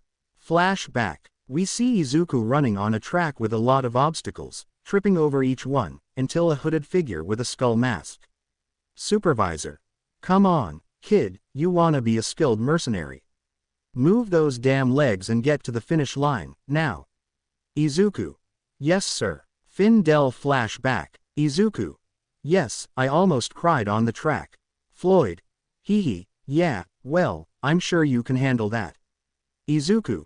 Sure, plus I'll get to meet future heroes, and maybe if I leave Ua, I'll have extra information to use in a fight. Floyd. Hee, I like the idea. Well then, I'll call you every day, okay? And you'd better answer me, alright? Izuku. Okay dad, bye. He left the bathroom and went to the living room with All Might. All Might. Hey kid, I'm already making lunch. Izuku. That's great. All Might. Hey kid, can I ask you a question? Izuku. Sure. All Might. Why are you doing this? Your mother must be missing you. Izuku. Ha, don't mention her. You know why I left. All Might shakes his head. No, well, when I was diagnosed with quirks, my mother stopped loving me and always hit me. Even at school, I had a friend, but somehow he found out too, and they started hitting me. My mother didn't care, until I couldn't take it anymore, and I left home. I went to an alley. Some thugs were going to attack me, but a guy on the roof started shooting at the bullies, defending me. All Might. And what's his name? Izuku. His mercenary name is Deadshot. He was my mentor and father, and he taught me many things like shooting and combat styles. When I turned 15, I did my first mission with my father. All Might. Wait, the first time you appeared was your first job. Izuku. Well, yes, my father was given the mission to kill Overhaul, but he couldn't and sent me there. Me. Well, here he lied to All Might about the true purpose of the mission. All Might. Wow, your first mission and you managed to take down one of the most dangerous Yakuza, incredible. You remind me of. He was interrupted by his cell phone. Oh, look, I have to go. Wait for me, Izuku. Sure. Outside the house, All Might was checking to make sure no one was around. All Might. Hello, everything all right? Inko. Yes, did you find Izuku? All Might was about to answer, but when Izuku told him why he ran away and what was strange, noting that he never filed a report, then he said. All Might. I'm not sorry, but no. Inko. TCH, thanks for nothing, hanging up. All Might. God, I think I understand the kid a little. A full week had passed. Izuku was designing his hero costume, a dream that had been buried since he ran away from home. It had been running through his head during those days. To be a hero, he put a lot of effort into it, giving it several improvements. Its shoulder pads could be removed, allowing him to create various complex objects. It would have a similar design, yet different at the same time. The plates on his suit were a bit smaller for greater mobility, but with the same resistance as the previous one. Also, his visor was larger than the previous one, but now it had more functions, such as seeing his own or others' vital signs. It could also help him with difficult shots and had bone vision recognition, like the Predator for hunting aliens. And finally, his triggers looked like a minigun. He could fire 10 bullets in a row, and if he pulled back the barrel, it transformed into a grappling hook. Present. All Might. Good morning, young heroes. 1A. Good morning, All Might. All Might. Okay everyone, go to the training grounds. 1A. See All Might. In the locker rooms. 0. Guys, do you know about the rumor? Kaminari. What rumor? 0. What Killshot killed him? Kirishima. It can't be. 0. Seriously, since he faced that villain, nothing has been heard from him. Shoji. But they didn't find the body. This was overheard by a certain purple-haired girl. Mina. And what do they say? Juro. They're saying that Killshot died. Mina. It's best we don't tell Uraraka anything because she'll start screaming like crazy. Uraraka. Girls, what are you talking about? Mina. You're welcome. Time skip. All Might. Alright guys, as you were notified last week, you're going to have a new teammate. Iida. And she's coming now. All Might. Of course, young Loden, introduce yourself. As she said that, a red light appeared in a dark tunnel, and a figure in white armor emerged. Everyone thought he was the vigilante. Especially a dark-haired girl. Izuku. Hello everyone. Kirishima. Wow, what's your name? Excitedly. All Might. That's right, this is Izuku Loden, your new partner. Please remove your helmet. Izuku. Yes sir, taking off his helmet. It's a pleasure to meet you all. 0. Hey, you look a lot like Killshot, you're another fanatic. Izuku. Hee, something like that. Uraraka. You look a lot like Killshot. Approaching. Izuku. Yes, but this suit gives my quirk an advantage. 0. And what is it? Izuku. I can create things from the cells of my body. Look, opening a zipper on his shoulder and creating a bullet from it. Come on. 0. Why angry? Qui. Izuku. What's wrong with them? Uraraka. Sorry, it's just that. 0. There's someone else with that quirk too. Izuku. Seriously, who is he? What's his name? Waving 0. This was observed by a dark-haired woman who couldn't take her eyes off him. She had slight suspicions about the newcomer. Juro. Yaomomo, is something wrong? Momo. No, nothing, why? Juro. Are you staring at the new guy a lot? Momo. No, blushing. Juro. Go talk to him. Momo. No, Juro. You'll have to do it because here he comes. Type. Qui. Izuku was going to tell him about his quirk, but he was interrupted because All Might had called them for today's training. I would explain the first hero's exercise to them, but this time it would be their turn. All Might. Izuku Loden and Momo Yaoyorozu against Lita Tenya and Katsuki Bakugo. The dark-haired girl got really nervous here. The reason was that she suspected he might be Killshot. Back at the building, they were both playing villains, and Momo decided to speak up. Momo. Hey Loden, we have to cover the door. Izuku. It's not in our best interest, allow me opening the shoulder zipper. Momo. What are you doing? Curious. Izuku. I'm going to create a bomb that will explode when they open the door. It won't kill them, but it won't be a walk in the park either. Momo. Wait, your quirk is creation. Amazed and with sparkles in her eyes. Izuku. Yep, but I only use it to create bullets or other gadgets. Momo. Interesting, do you do it through your cells or something else? Izuku. From cells, but when I create too many things, I get hungry. Momo. Me too. Izuku. Okay, you can explain later. I have to plant the explosive. In the meantime, you could make steel bars so the explosion doesn't affect us. Momo. Give it to me. Clarification. Now you can hear everything that happens in the room. Monitoring room. Tsuyu. They don't think it's dangerous. Kaminari. It is, but we have a Bomberman, another explosion won't hurt. Jiro probably stunned him with her earbuds because of such a stupid comment. Me. I did it. Back with the boys. The two of them were getting everything ready when they heard All Might's announcement. All Might.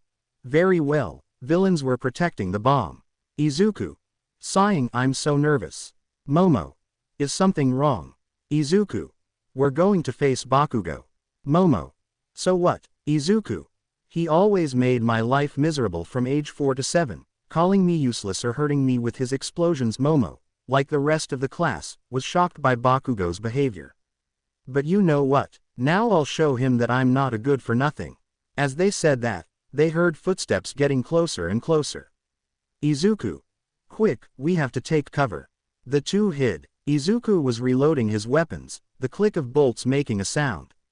They were reloaded like a revolver, with the barrel rotating to receive the bullets. Meanwhile, Momo's arm glowed in preparation. Suddenly, the door opened, and the bomb Izuku had created worked.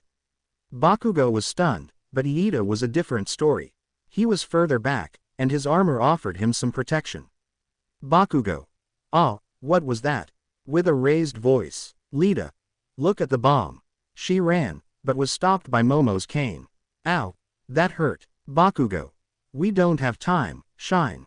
Husto could have hit him, if it weren't for a precise shot to the wrist of the dark-haired man. Izuku. Yaoyorozu, make sure Lita doesn't move. Momo. Okay. Izuku stared intently at Bakugo. He wasn't going to let his emotions control him, he had to concentrate on this fight. Bakugo. Well, Deku already has a quirk. It doesn't matter, you'll always be at the bottom of the ladder. Izuku. We'll see about that, Kachan. I'll make you pay for everything you did to me. As he said that, the ash-blonde boy lunged at him. First an explosion with his right hand, the shooter hit him perfectly and fired 4 shots, immobilizing him for a moment. Bakugo got up, but the green-haired boy dodged them with great ease. A blow to the abdomen followed by another 6 shots to the abdomen. Izuku thought he was already defeated, but Bakugo, from the ground, was touching the safety of his gloves. Bakugo. You damn nerd, if you move everything will go to shit. Izuku. Raises his hands, those gloves must be collecting all his sweat. If he releases it, we could die. Calm down, Kachan. Don't you think Iida is here too and will be affected? Bakugo. I don't care. Monitoring room. Kirishima.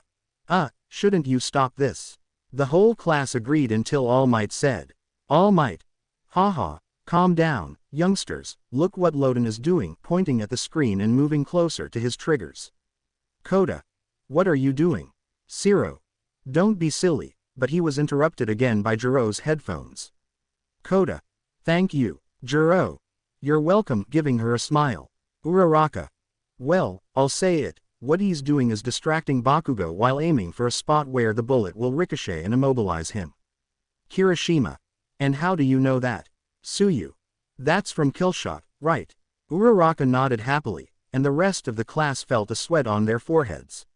With Izuku. Indeed, while he was trying to calm Bakugo down, His gun barrel swung once more, and he didn't realize that with his new sight there was a path the bullet was going to travel. Izuku. Okay, you're better than me. Bakugo. Haha, see, nobody can beat me.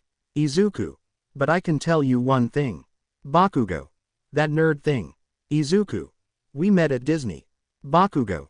You're laughing, but he was interrupted by the bullet that ricocheted from the ceiling to the back of the ash-haired boy's neck. Ah, Izuku. Relax, it's an electroshock bullet. Bakugo. What the hell? Izuku. And I'm enjoying this more than you can imagine. As he said that, the bullet lost its charge and he lost consciousness. Well, Yaoyorozu, how did it go with Iida? From the communicator. Momo. If it was, it's tied up. Izuku. Awesome, really good. Momo. Thank you, All Might. The training is over. The winners are the villains Izuku Loden and Momo Yaoyorozu. Days later, everyone was in the main dormitory room, talking, laughing, and eating. Until a pink-haired girl had an idea. Mina. Hey guys, what if we have a room contest? Kirishima. I think it's a good idea, but we should ask Loden if he finished his room. With Izuku, he was totally relaxed, writing in a journal all the notes about his missions, heroes, mercenaries, and his new suit. Izuku. Okay, the new triggers work really well, and I have new tactics to improve thanks to Yaoyorozu. I think I owe her one. The green-haired boy was concentrating, but suddenly there was a knock at the door. Shiro. Loden, it's me, I will have. Izuku. Opens the door. What's up, Shiro? Shiro. What's happening is that they want to hold a competition of rooms to see which one is the best. Izuku. Okay, I'll be there. Let me do a few things and I'll be there. Shiro. Okay, friend. Izuku went back inside and suddenly saw everything he had. Izuku. I think I'll win, but first putting his book on a shelf, ready. Once everyone was gathered, they inspected the girls' rooms. Everything seemed normal, just like in the series, but there was one room that stood out. Mina. Okay, now Uraraka's and then Yaoyorozu's. Uraraka. No Asperin, no Entran. They all disobeyed and went in anyway. What they saw shocked them, especially a green-haired boy. Denki. God, you're such a Killshot geek. Indeed, almost everything was decorated with the sniper guard. There were posters, figurines, and even the bed was black and red. Izuku. I think they surpassed you, Shiro. Shiro. Yes, no. Toru. Hey, did you see this? Pointing at the bed, Uraraka. Don't look. She was about to punch her but couldn't. Toru. Jodim. Mina. What does it say there? Toru pointed, and on the bed was written in marker, Killshot X Uravity. This left him even more surprised than before, and with Loden in a trance. Izuku. I knew I had admirers, but it's going to hell. But he saw something that caught his attention. Hey Uraraka. Uraraka. Sadly, Izuku. Because you have a bullet on a pedestal looking at a 10mm caliber bullet. Uraraka. Ah, that putting aside her sorrow and counting, well, this bullet belongs to Killshot. Everyone. What, Iida? Don't you think it's very irresponsible of you to bring that? What if someone gets hurt? Making robotic movements. Uraraka. Don't worry, nothing's wrong. Shiro. Uraraka, I swear I'm jealous, and how did you get her? Uraraka. Let me explain. Flashback to Uraraka. 2 months ago I was at the mall buying some things to get ready for the first day of school, but... Boom. A rather large man fell from the glass roof, finally landing a few meters from where I was. I was terrified of him, but Killshot arrived to save the day. Killshot. Kingpin, you have nowhere left to run. There are 2 ways this can end. The good way, if you surrender, or the bad way, which you already know will happen. Kingpin. I don't think so. Looking at the girl, you're coming with me, grabbing her and putting her in a human shield. Killshot. Wow, calm down, we don't have to go that far. Kingpin. Drop all your weapons and leave them on the ground. Killshot. Okay, but don't do anything crazy. He drops his carbine and the pistols he was carrying. Uraraka. Please don't leave me with him, crying. Killshot. Relax, everything will be alright, don't worry. Kneeling down, I'll have to take a rebound shot. End of flashback. Mina. Wow, How come you didn't tell us? Uraraka. I didn't want to remember that moment, but it was worth it. Everyone. What a thing. Flashback to Uraraka. King Ping. Okay, I want you to escort me to the airport. Uraraka. Don't do it. King Ping. Shut up. Killshot was listening, but he also had to concentrate on making that shot, until the scope gave a positive result. Killshot. Okay, wait, that's not All Might. King Ping. Donde. With that, I fired from the ground, tracing a path from the ground to the 140-degree bullet. I also prepared the harpoon to pull it towards her. In the end, the bullet was able to complete its trajectory, eliminating Kingpin, and then, with the key, I circled around Uraraka so she wouldn't get hurt. Killshot. See, I told you everything would be alright. Even so, Uraraka hugged the shooter with great gratitude while the people around them applauded or congratulated the freckled boy. Uraraka. Thank you so much. Crying on the green-haired boy's chest. Killshot. Calm down, everything's fine. Uraraka. You saved me. I owe you my life. With sparkles in her eyes. Killshot. Hee, relax, it's not that big of a deal, this is my job. Well, actually, my job is to eliminate 25 million, but this is very comforting. Uraraka. Well, at least you'll sign my folder, showing and giving him a pen. Killshot. Hee, okay. While saying that, he was writing his nickname and asked, and what's your name? Uraraka. My name is Ochako. Killshot. Okay, and I see you're going to school, right? While typing, Uraraka. If I go to UA, it's to become a hero. Killshot. I see, and that's it. Handing over his folder. Well, I'm off, but before I go, here, taking a bullet from his triggers, a souvenir. Uraraka. Thank you, with a smile that could rival All Might's. End of flashback. Everyone. Killshot is incredible. Izuku. So it's you. God, how did I not recognize you? Maybe it's because of the visor, but what an idiot I was. Kirishima. That shooter is a real man. And what did he write to you? Uraraka. This, opening her folder and saying, Ochako, I hope your dream of becoming the best hero comes true, because I believe you will achieve it, and good luck. At Killshot. Post. When you become a heroine, please don't marry me off. Zero. Great, can I have it?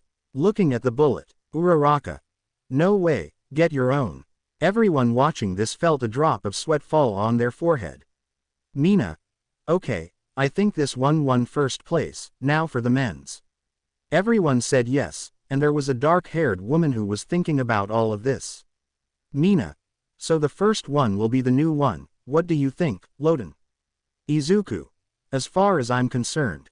Noticing his phone ringing. Oh, I don't think I'll be able to join you. Denki. Why, Izuku?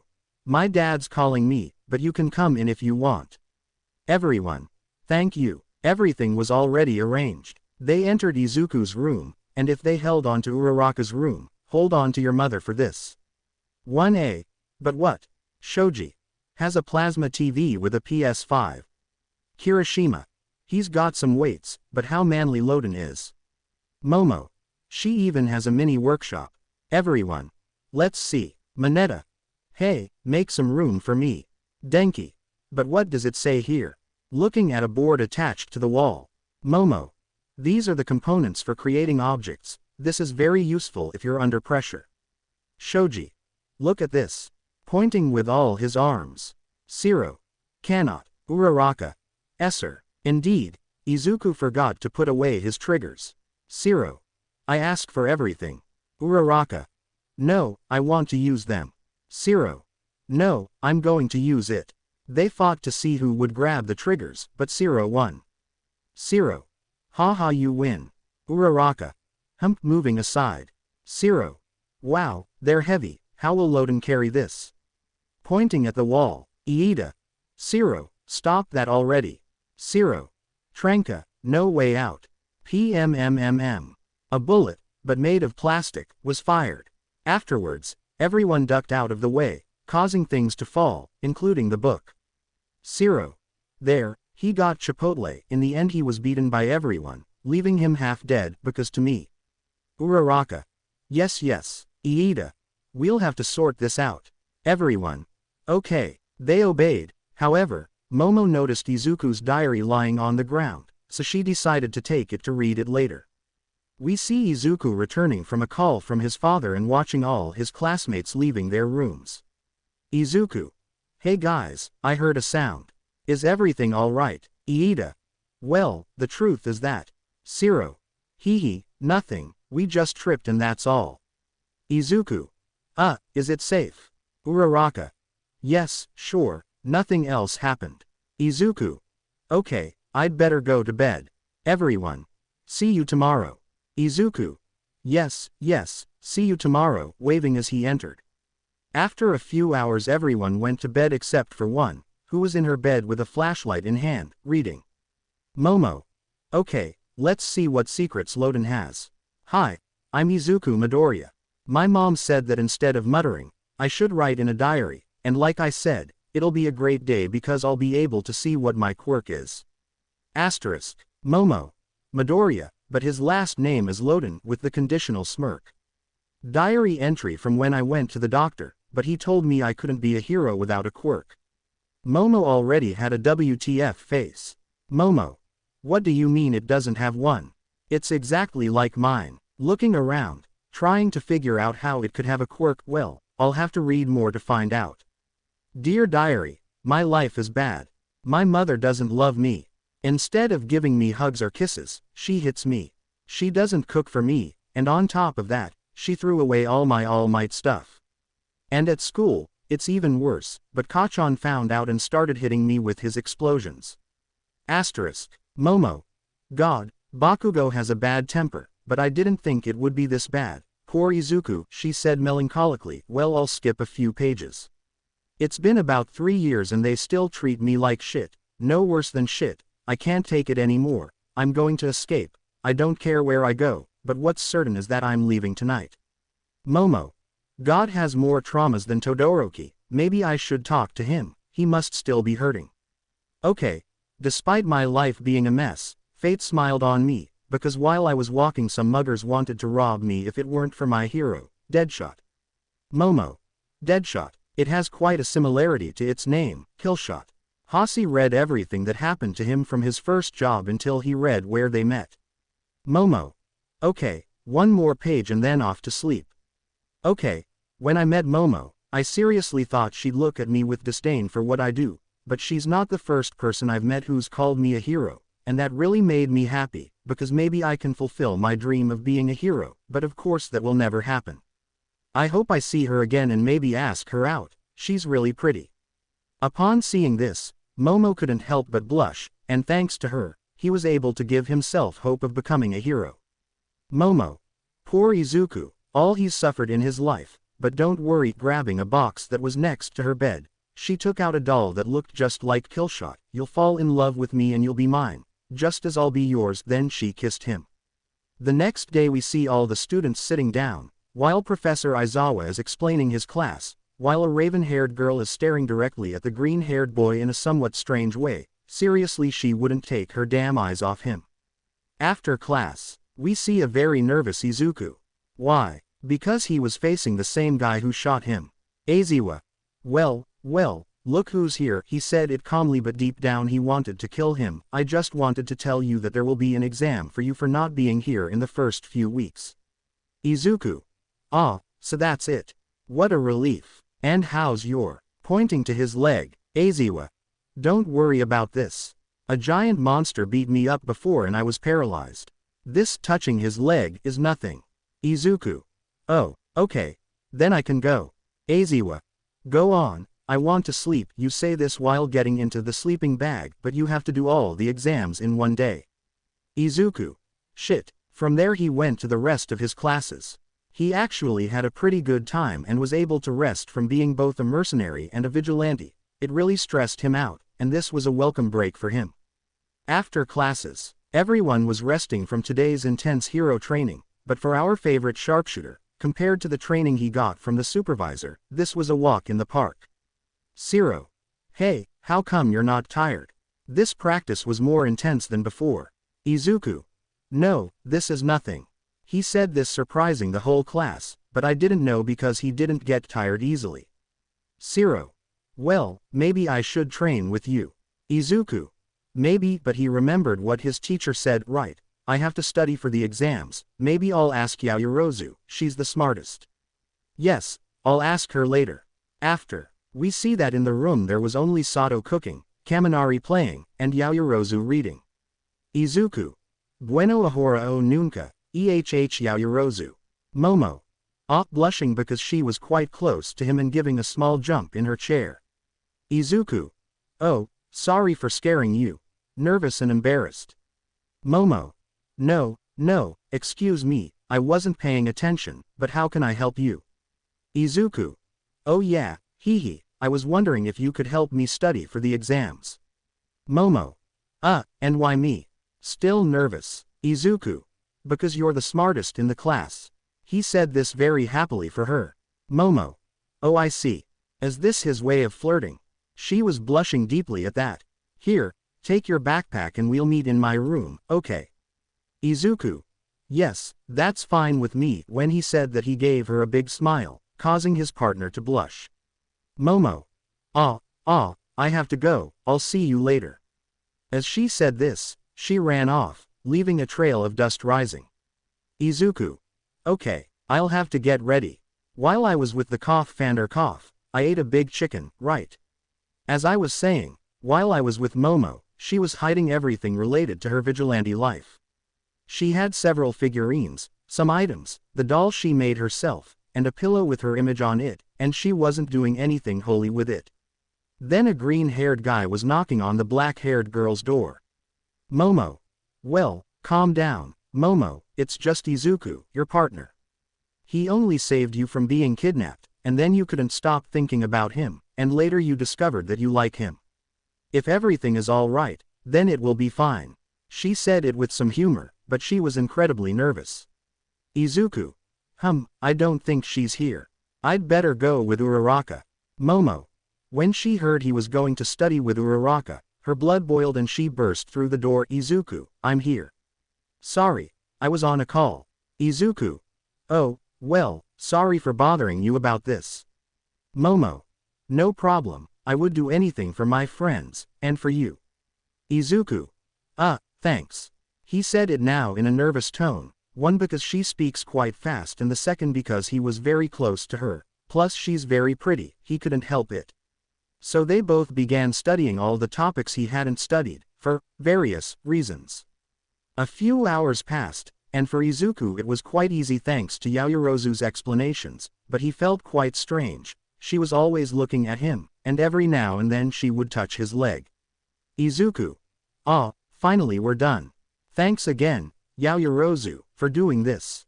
I owe you one. Momo. No, you're welcome, anything for my savior, hehe, in a flirty voice. Izuku. Hehe, what are you talking about? I never saved you. Damn it. Momo. Don't get carried away, getting close to his ear. Killshot. Izuku. What do you mean? I'm not Killshot, how would I be? Momo. With a smile, come on. Don't pretend, I know perfectly well it's you and I also know you suffered a lot, she said the last part in a sad tone. Izuku. Okay, but how did you know? Momo. It was easy, first of all your outfit was very similar to Killshot's. Izuku. Okay, and the second one, in a serious tone, but very nervous because she could tell anyone. Momo. Well, grabbing the diary from her drawer, I read this. Izuku. What? No wonder I couldn't find it. And then you read it all. Momo. Yes, and I'm sorry you had a hard life. Izuku. Thanks, I guess. So how much? Momo. Raising her eyes, how much what? Izuku. How much for your silence? Momo. Izuku placing her hand on the shooter's shoulder, I didn't investigate to blackmail you, but to thank you and for another reason, she whispered the last part, sadly, and had a blush on her cheeks. Izuku. I don't know what to tell you, you left me speechless, but he realized what he said last. Wait, hold on, what else? Momo. This saying that, she lunged towards him, grabbing his shoulders and finally kissing him. Izuku. A girl is kissing me. The kiss only lasted 1 minute due to lack of oxygen. Izuku. Yaoyorozu, what the hell was that? Momo. Better call me Momo, and that was a kiss, but that's not all. Hee after that she pushed him towards her bed. Izuku. Espera yao. Momo. Tell me, Momo. In an annoyed tone. Izuku. Momo, what do you plan to do? Momo. I just want to give you. You told me you're a mercenary, right? She said this with a flirty smile as she sat on the freckled boy's lap. Izuku. Yes, I think I still am. Momo. Well, for saving me, I'll give you your reward. She kisses him suddenly, then slams her body onto the bed. We'll have a lot of fun, Izuku. Izuku. Wait, but we're not dating. He said this because he wanted to keep his innocence intact. Momo. I'll make you fall in love with me. Izuku. But what if they hear us? Momo. The walls are soundproof. Izuku. Think of something, Izuku. We don't have any condoms. Oh yeah, I should buy some. And now, Momo. You mean these making some condoms? Now you have no more excuses, she said while moving her hips in the green-haired boy's lap. Izuku. Crap. Okay. Time to load the bullets into the barrel. A few weeks later, now we see Izuku, who was the first to arrive at class. He was playing on his phone when he heard footsteps. At first, he didn't pay them any mind, but as the seconds passed, the footsteps got closer. Then, out of nowhere, a black-haired girl sat on his lap. Izuku. Yaoyorozu, what are you doing? Blushing at the girl's actions. Momo. With a murderous aura, what did you call me, darling? Looking at him in a yandere way. Izuku. I mean Momo, what are you doing? Momo. I can't sit next to my boyfriend in peace. Izuku. Yeah, but the guys are coming, and besides, you're sitting on me, not next to me. Momo. And what does it matter? We've already been in this position, remember? She said blushing, remembering yesterday. Izuku. It was just a moment, and get off me. He said seriously. Momo. Or what? In a superior tone. Izuku. Or else, I won't, whispering in her ear. I won't do it, whispering, and then I'll again in her ear, but the last thing he said seemed to excite Momo. Momo. Getting up immediately. Sorry, love, I didn't notice. Izuku. Okay, sorry, giving her a kiss, but sit down, seeing that she was going to do it again, but in your place. Momo. Oh okay, melancholically. The rest of Class 1A arrived, and finally Aizawa arrived to begin the class. Everything seemed normal among the students. Some were paying attention to the explanations, some were asleep, and others were sitting in their chairs, until the bell rang. Everyone started to leave, but the teacher gave them a warning. Aizawa. Before you leave, tomorrow you will go to the hero departments you were asked to join. Those who didn't receive a recommendation can enroll in any of them. However, looking at Izuku Loden, you won't be able to go because you didn't attend the sports festival and were absent. Izuku. Okay, teacher, but what will I do in the meantime? Aizawa. Nothing, your grades have already been evaluated, and it seems you got excellent in all of them. Surprising everyone present. Me. Excellent is equivalent to a 10. 0. Alright Loden, we have to celebrate before we leave, what do you say? Izuku. That's fine by me, let the others know, okay. 0. Okay, I'll call them. Uraraka. Wow Izuku, I didn't think you'd be the smartest in the class. She gets close to his face, earning a murderous glare from Momo. Izuku. I had a little help. Uraraka. Okay, could you come with me to the workshop? I want to improve my outfit. Izuku. Sure, maybe I can improve mine, giving her a smile that made the brunette blush, causing Momo to approach the duo's conversation. Momo. Izuku, can we talk alone? Pulling him by the arm. Izuku. Okay, see you later. He says goodbye to a confused Uraraka. Outside room 1A was the creation couple. Izuku. What's wrong, Momo? Momo. Annoyed, what's going on? Why are you talking to Uraraka? Izuku. But what does that have to do with anything? She's my friend. Momo. The only girl you should be looking at, flirting with, and smiling at is me. Reprimanding him because the slightest contact with another girl seemed like a potential threat. Izuku. Momo, relax, I'm your boyfriend. I'll never look at another girl like that, hugging her and causing her to blush. I only have eyes for you. Momo. Thank you so much. Izuku, hugging him too. Hey, after the internships, could we go out? Izuku. Sure, why not? Momo. Thank you. See you later, walking off into the distance, but not before returning and giving her a kiss on the cheek. Izuku. Hee, maybe this isn't so bad after all, being here after all, thinking about what he was experiencing during this time at school. Time skip. We see the two boys heading to the support class to improve their hero costumes, but a certain brunette was watching them very closely. Izuku. Wearing his helmet, is there something on my face or what? He asked, since she was subtly looking at him. Uraraka. It's not that you really do look a lot like Killshot, she said happily. Izuku. You already told me that before, looking at her, so tell me, why do you want to be a hero? Uraraka. Shuddering at the question, well, Izuku. Relax, we're friends, I won't criticize you. Uraraka. Sighing, fine, I do it for money. Expecting a scolding like Iida does, but. Izuku. Yes, and what do you want the money for? Uraraka. I thought you were going to look at me badly if I told you that depressed. Izuku. Don't feel bad about it. I don't criticize people's goals, only their actions. Besides, being a pro hero is just another job, like being a soldier or a police officer. Uraraka. I suppose so, but heroes should never take money for saving lives. Izuku. Getting serious, you can save lives, but sometimes it's good to get paid, because if you save someone for thanks and smiles, you're not going to live on that alone, because you can't pay the bills, you can't pay the electricity, you can't pay the water, and you can't pay for food with just thanks. Uraraka.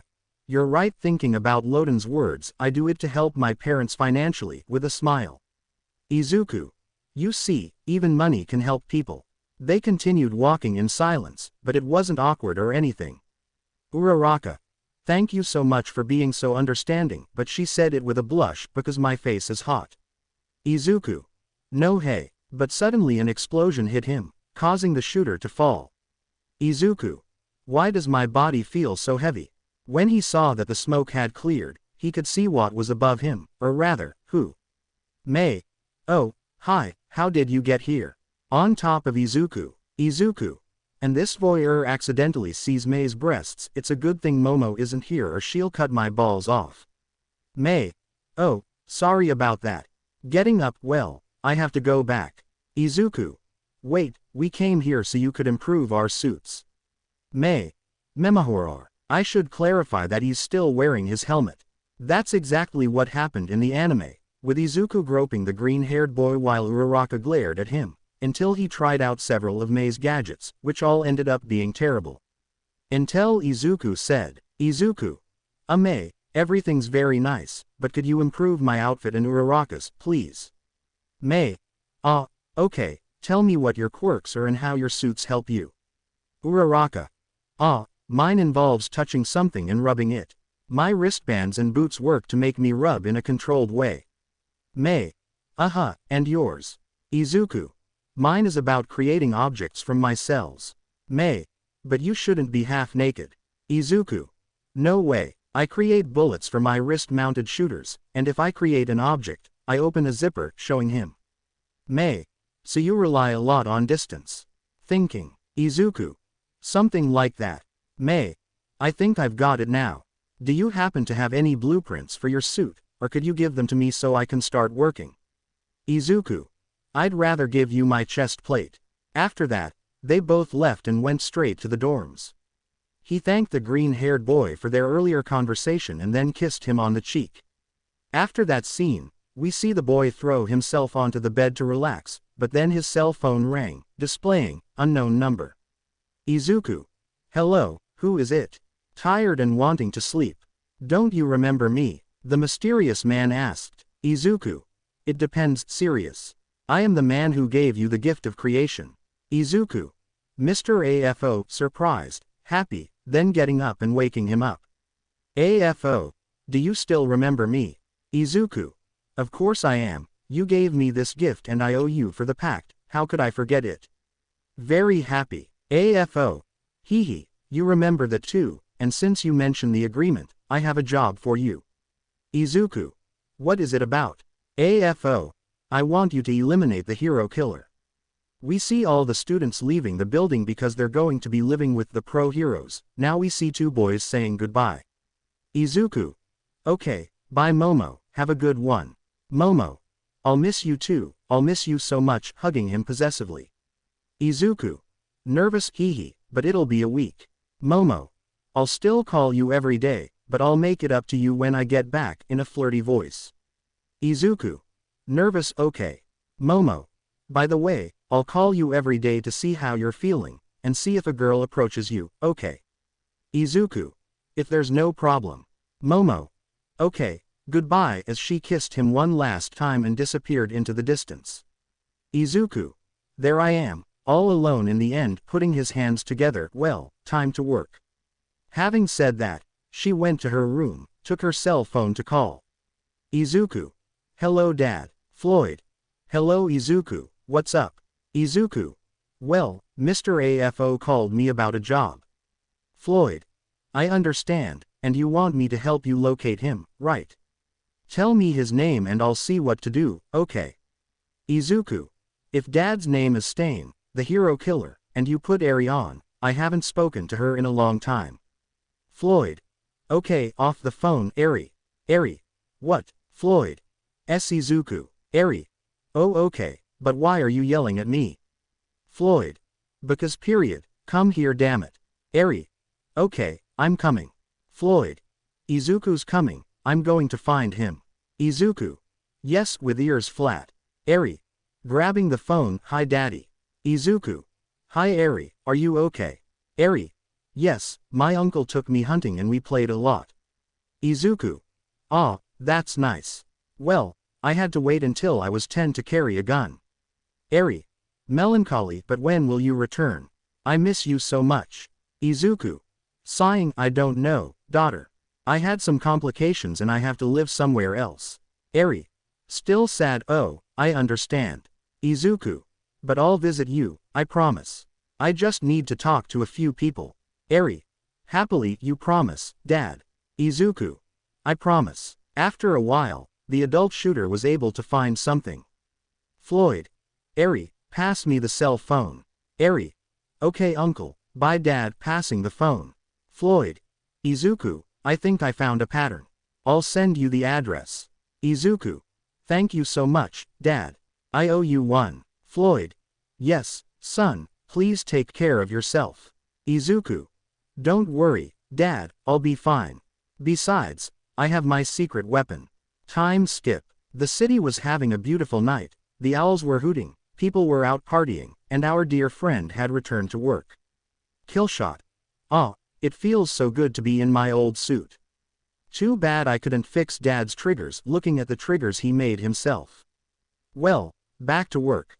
So he began searching the streets for his target until he heard some banging. Killshot. Let's see. He said this while switching his vision mode to X-ray. He saw several people until he noticed something. I'll have to check. He arrived a few blocks away and what he saw only alarmed him. Killshot. Iida, he was indeed watching his partner get his ass kicked by the villain killer. Stain. Now one less corrupt hero for this society. He was about to deliver the final blow. If it weren't for a bullet in the path of the blade, it would have broken. Stain. What happened? As he said that, he was shot in the shoulder. Ah. The scream was the signal for the shooter to come down from the terrace. With a swift movement, he used the harpoon to pull him towards him and put him in a safe place. Killshot. Don't worry, I'll take care of it. Iida. Weakly, I thought you were dead. Killshot. Well, here I am, but again he felt the tickling, only to see that a knife grazed him. Stain. How dare you attack me from behind? That's not honorable at all, that's why you deserve to die. Killshot. I'd rather be mortal than honorable, and to dance. As he said that, his cannons began spewing bullets in droves. Stain was barely dodging them, until he ran out of ammo. Shit, the noseless one tried to slash him with his knives, but thanks to his plates being more resistant than his hero's suit, he could withstand the blows well. Stain. Now you will die, but he was interrupted by a blast of ice that separated the mercenary from the assassin. Todoroki. I heard a lot of gunfire and when I saw this pointing at Iida, I had to intervene. Killshot. Thanks for the help getting up with his triggers fully loaded again. Todoroki. You're welcome, but you weren't dead. Killshot. Because everyone thinks I'm dead, but one thing's for sure, I'll kill him. Todoroki nods. Thus began another battle. Todoroki threw ice at him, while Stain fired again. However, Stain's speed far surpassed him. Killshot. I have an idea, cover me. Killshot would make a masterful play, using the grappling hook again to swing like Spider-Man, a guy against Stain, only to receive multiple blows to the chest. Stain. I can't take it anymore, please kill me, on his knees. Killshot. Okay, not because you asked me to, but because I must. Pam. Killshot. Good thing I didn't use my secret weapon. Looking at a small box on his belt, thanks for the help and don't worry about your friend, I called an ambulance. Todoroki. You're welcome. By the way, what were you doing here? Killshot. Well, patrolling, any problem? Todoroki. No to any of them. Killshot. Okay, I'm signing off. As he said that, he used his grappling hooks to climb onto the buildings. However, Todoroki saw something that intrigued him greatly. Todoroki. Those triggers look like Loden's. Back with Killshot, he called his contact to confirm. AFO. How did it go? Killshot. It's done, boss, the subject is dead. AFO. Very well, now your debt is paid. Killshot. Thank you very much, Mr. AFO. AFO. Thank you for your collaboration. Killshot. Okay, but received another call, or I have to hang up. AFO. No problem. Killshot. Pressing the answer button, who's speaking? Momo. I'm Izuku, I told you I'd call you. Izuku. Oh, hi, I was on a call. How are you? Momo. Okay, but I miss you so much. Wait, who are you talking to? A girl. Izuku. It's nothing important. Momo. Safe. Izuku. Sure, I'm fine, I'm lying in bed thinking about you.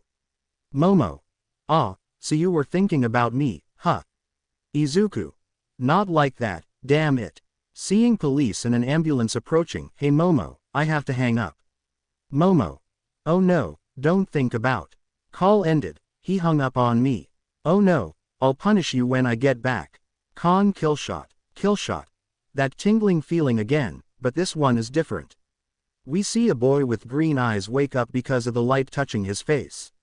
Izuku. Yawning, what a day. Well, I'll go train and then practice my aim. After getting up, he showered, dressed, and had breakfast. But what he didn't expect was that Professor Aizawa, All Might, and Nezu were in the room. Izuku. Hi, is something wrong? Nezu.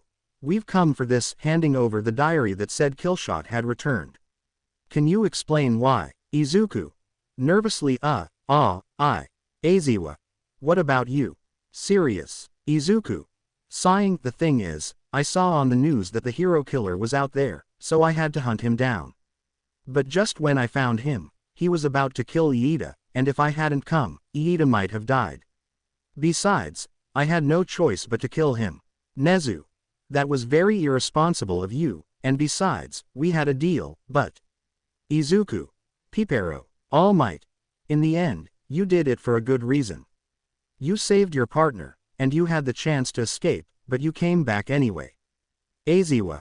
But if you do it again, we'll take away your suit and you'll clean the apartments, understood? Izuku. Yes sir, bowing, it won't happen again. Do you want anything else?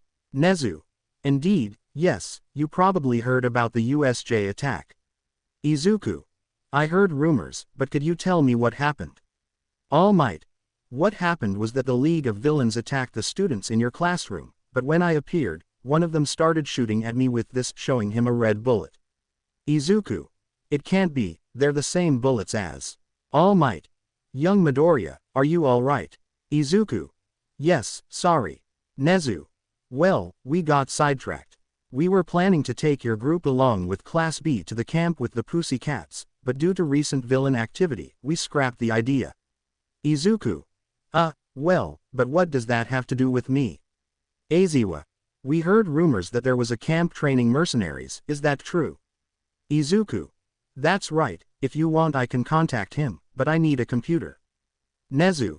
Okay, let's go to my office. Izuku. Okay, I'll go to my room first and then I'll catch up with you, okay.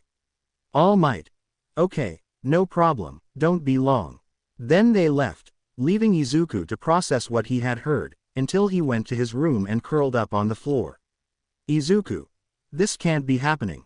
What have I done? They planned to use him against the symbol of peace, and without him, all the criminals would take over the city.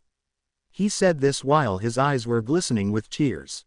Relax, Dad, I was just talking about business. But still, how could I have done this? After thinking for a while, he went directly to the direction where the three of them were sitting. Nezu. Hello, you can come in, don't worry, my computer is there. Izuku. With a forced smile, thank you. Sitting down and writing. Aizawa. And how will you get in? Izuku.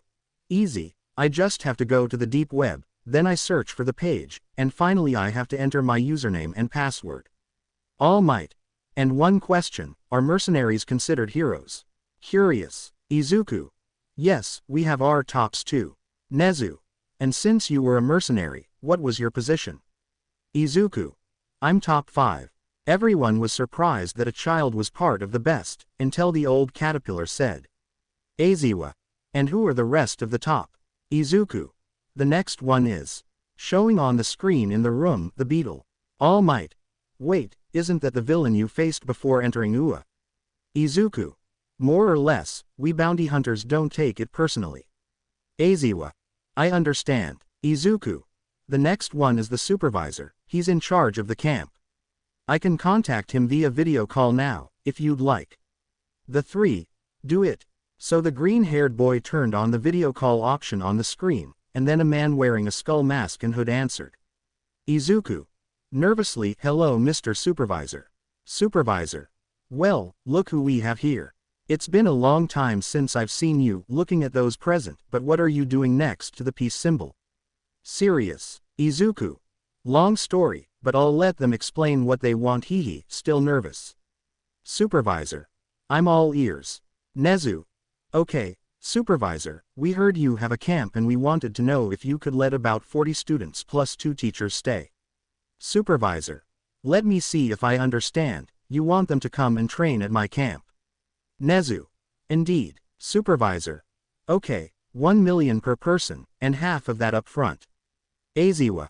Aren't you interested in helping them become the best heroes in the country? Supervisor. Actually, no. As long as he does everything, it's fine. We mercenaries don't take things personally or get involved. Am I right, Loden? Looking at the green-haired man. Izuku. True, nervous. Nezu. Okay, we'll have the money, we'll be there in 2 weeks. Supervisor. Okay, that seals the deal, and I'll stay in touch if any problems arise, alright. Nezu. Okay, 2 weeks later, we see all the aspiring heroes with their suitcases, wearing normal clothes and talking amongst themselves, while the bus was already arriving. Iida.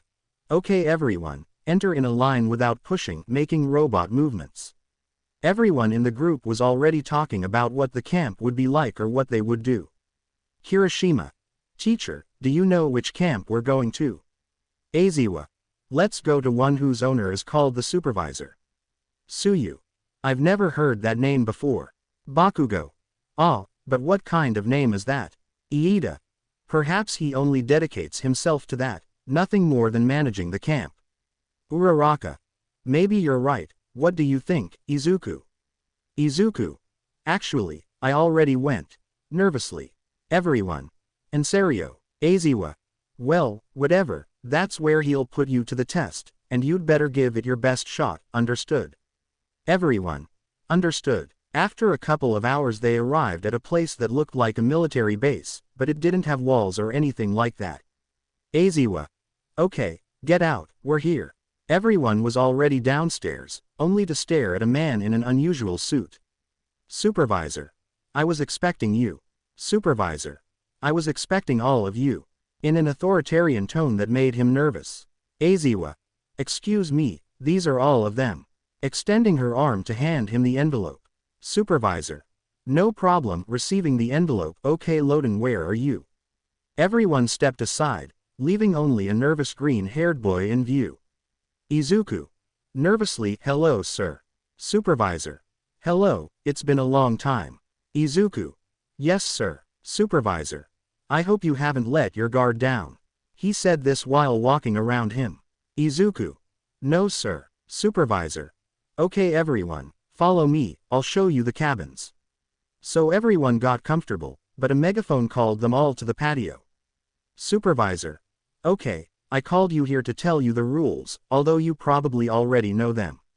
Number 1. Training will be at 7 a.m., and if I don't see you, you'll have to work double hours. Kaminari. But what if we have a really good excuse? Trying to make a joke. Supervisor. 1 hour running, already. Kaminari. But why, Supervisor? Because of the stupid thing you said. Kaminari. Puro. Supervisor. 2 hours, you want it to be 3. He went straight to the track to run. Supervisor. Number 2, everyone will have a 3-hour break, and their training will last 6 hours. What we'll do is train their bodies to the maximum, and then they'll use their quirks while I work on maximizing their potential. Understood, everyone? Yes, Supervisor. Oh, and one more thing, if I catch you spying or you try to sneak out, cracking his knuckles, you don't want to know. They all nodded fearfully. Supervisor. Okay, we'll start at 7 tomorrow. Good afternoon. With that, he left. Kirishima. Hey Loden, you were here, right? Izuku. Yes, and he's not lying when he says his training is very tough, much tougher than Aizawa's. Zero. Does that mean we're going to die? He said this intrigued, since he can barely stand Aizawa's classes, and if they're even worse now. Izuku. Opening parenthesis. The next day, we see how both classes A and B were shouting towards the top of a hill, and at the top was the supervisor. Supervisor. Come on, move those damn legs and don't you dare stop. Shouting. Kirishima. I can't take it anymore, what do you say, bro? Bakugo. Shut up. He's really tired because they went down and up the hill. Supervisor. That's enough, take a 5-minute break and then head to the training area. Everyone. Yes, taking a breath. Zero. Hey Loden, do you know what he's going to do to us now? Izuku. So we'll each be given specific training, depending on our quirks. Kaminari. I hope he doesn't do anything to me. Izuku. If you don't provoke him, looking at his girlfriend who was having sex. Momo, how are you? Momo. I'm so tired I can barely stand up, can you carry me please?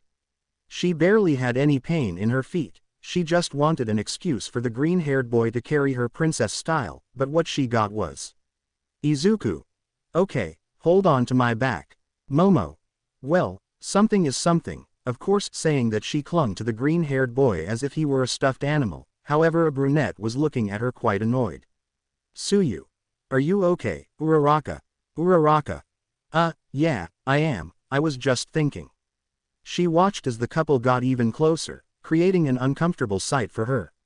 Time skip. This gave me a bit of a headache, but the supervisor did almost the same thing as the pussycats with the training, only with the shooter it would be different. Supervisor. Okay, since you two have the same quirk, I'll put you in the same exercise. But Loden, bring your triggers, we'll do some extra tests. Izuku. Yes sir. Having said that, she ran off, leaving the copycat skill and the black-haired girl in an awkward silence. Momo. So how did you meet him? Supervisor. His father sent him here for a few months. Looking at her. Momo. Also shooting. Supervisor. No, he didn't teach him his techniques himself, I only helped him to become stronger.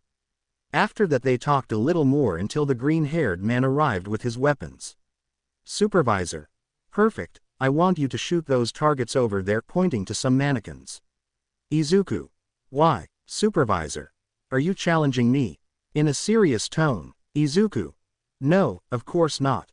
After speaking with him, he put them on alone to shoot the new recruits. The rest of the boys nearby stopped what they were doing to watch Izuku swiftly headshot all the dummies. They were surprised. They knew he was good with weapons, but not that good. Izuku, for his part, was completely focused. He didn't care about anything else, not the stares of his classmates, nor his teacher. He was only concentrating on hitting them in the head, even to the point of piercing their skulls. Supervisor. Listo Loden. Izuku. Okay, lowers his arms. Supervisor. It seems Floyd taught you very well. Izuku. Thank you, sir. Supervisor. Noticing the boy's stares, why aren't you doing the exercises I assigned you? Everyone took a step back to go back to what they were doing. Time skip. After a tough workout, everyone was eating peacefully under the starlight, until the lights went out. Remember, we have to catch Bakugo. All strangers. Understood. Supervisor. That's strange. Aizawa. I have a bad feeling. Supervisor. Me too. Quickly hide your students in the cabins. Aizawa. And what will you do? Supervisor. Easy, nobody attacks my camp unless they want to die. As he said this, he armed himself with his sword and shield. Aizawa. Okay, I'll be back as soon as possible. Just as she was about to say something, a black fog was already surrounding her students. Oh no. Mineta. It's them again, the League of Villains. Scared because he saw what they were capable of. Everyone felt dread, as all the members of the League were there, from Tamura to Toga. Tamura. Calm down, we only want one of your classmates named Bakugo. If you don't hand him over, we won't do anything to you. Bakugo. And you think I'm just going to give up like that? However, thanks to Krompress's marbles, he was able to catch him. Krompress. Okay boss, we've got it. Tamura. Splendid, thank you for your understanding. Goodbye. As he said that, all the villains present disappeared. Supervisor. God, is everyone alright? Iida. They took Bakugo. Shouting about what just happened. Supervisor. What, shit, no, on his knees, this was supposed to be a safe place. Uraraka. What do we do now? Supervisor. Don't worry, yesterday while they were eating I put a tracking chip on them because of these situations. Everyone. What did you do? Angry. Aizawa. Be quiet, Supervisor, you have the locator, she said this as the lights came back on. Supervisor. Okay, it's on my monitor, I'll send the coordinates. Aizawa. Okay, I'll send them to All Might. Supervisor. No, no, no, I will kill them. Nobody kidnaps my students and attacks my camp. If they live to tell the tale, they'll be dead. Aizawa. No, he won't. Besides, we don't know what's in there, and if you don't cooperate, we'll shut this place down and I'll tell the truth. Threateningly. Supervisor. Okay, fine, let's go to my office. Having said that, both adults left, leaving a couple of kids in a state of shock. Izuku. Because I couldn't do anything, disappointed in himself for not acting. Momo. Izuku, are you okay? Also with a grimace on her face. Izuku. No, I'm not. Then the Skull Man appeared. Supervisor. Loden, I need to speak with you privately. Izuku. Okay, still sad. Then they walked a few meters away where no one could hear them and they could talk in peace. Supervisor. We have to save him, saying it as if it were the most normal thing in the world. Izuku. What, but All Might will take care of it. Supervisor. Izuku placing his hands on the green-haired boy's shoulders. They have the slightest chance of surviving. Izuku. Why do you say that? Intrigued by what she said. Supervisor. Look, I know those guys and their leader. He has enough power to take on All Might, even kill him.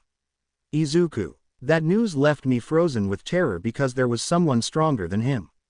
Supervisor. But if we help them, they might have a better chance of winning the battle. Izuku. But we're alone, pointing at him and himself. Supervisor. Oh no, we're not going to call in the rest. Today, the best mercenaries in the world will help the heroes in the fight against the leader of the League of Villains. We find ourselves in the same situation as before. Izuku was frozen with terror upon learning that the man who gave him the gift of creation would now be the cause of All Might's death. Supervisor. Maybe you don't have to participate, because you're still a child and... Izuku. Interrupting the adult, with all due respect, sir, I'll go too. I was trained by the best mercenaries, and now I'm one of them. Supervisor. Okay, but we need a plan.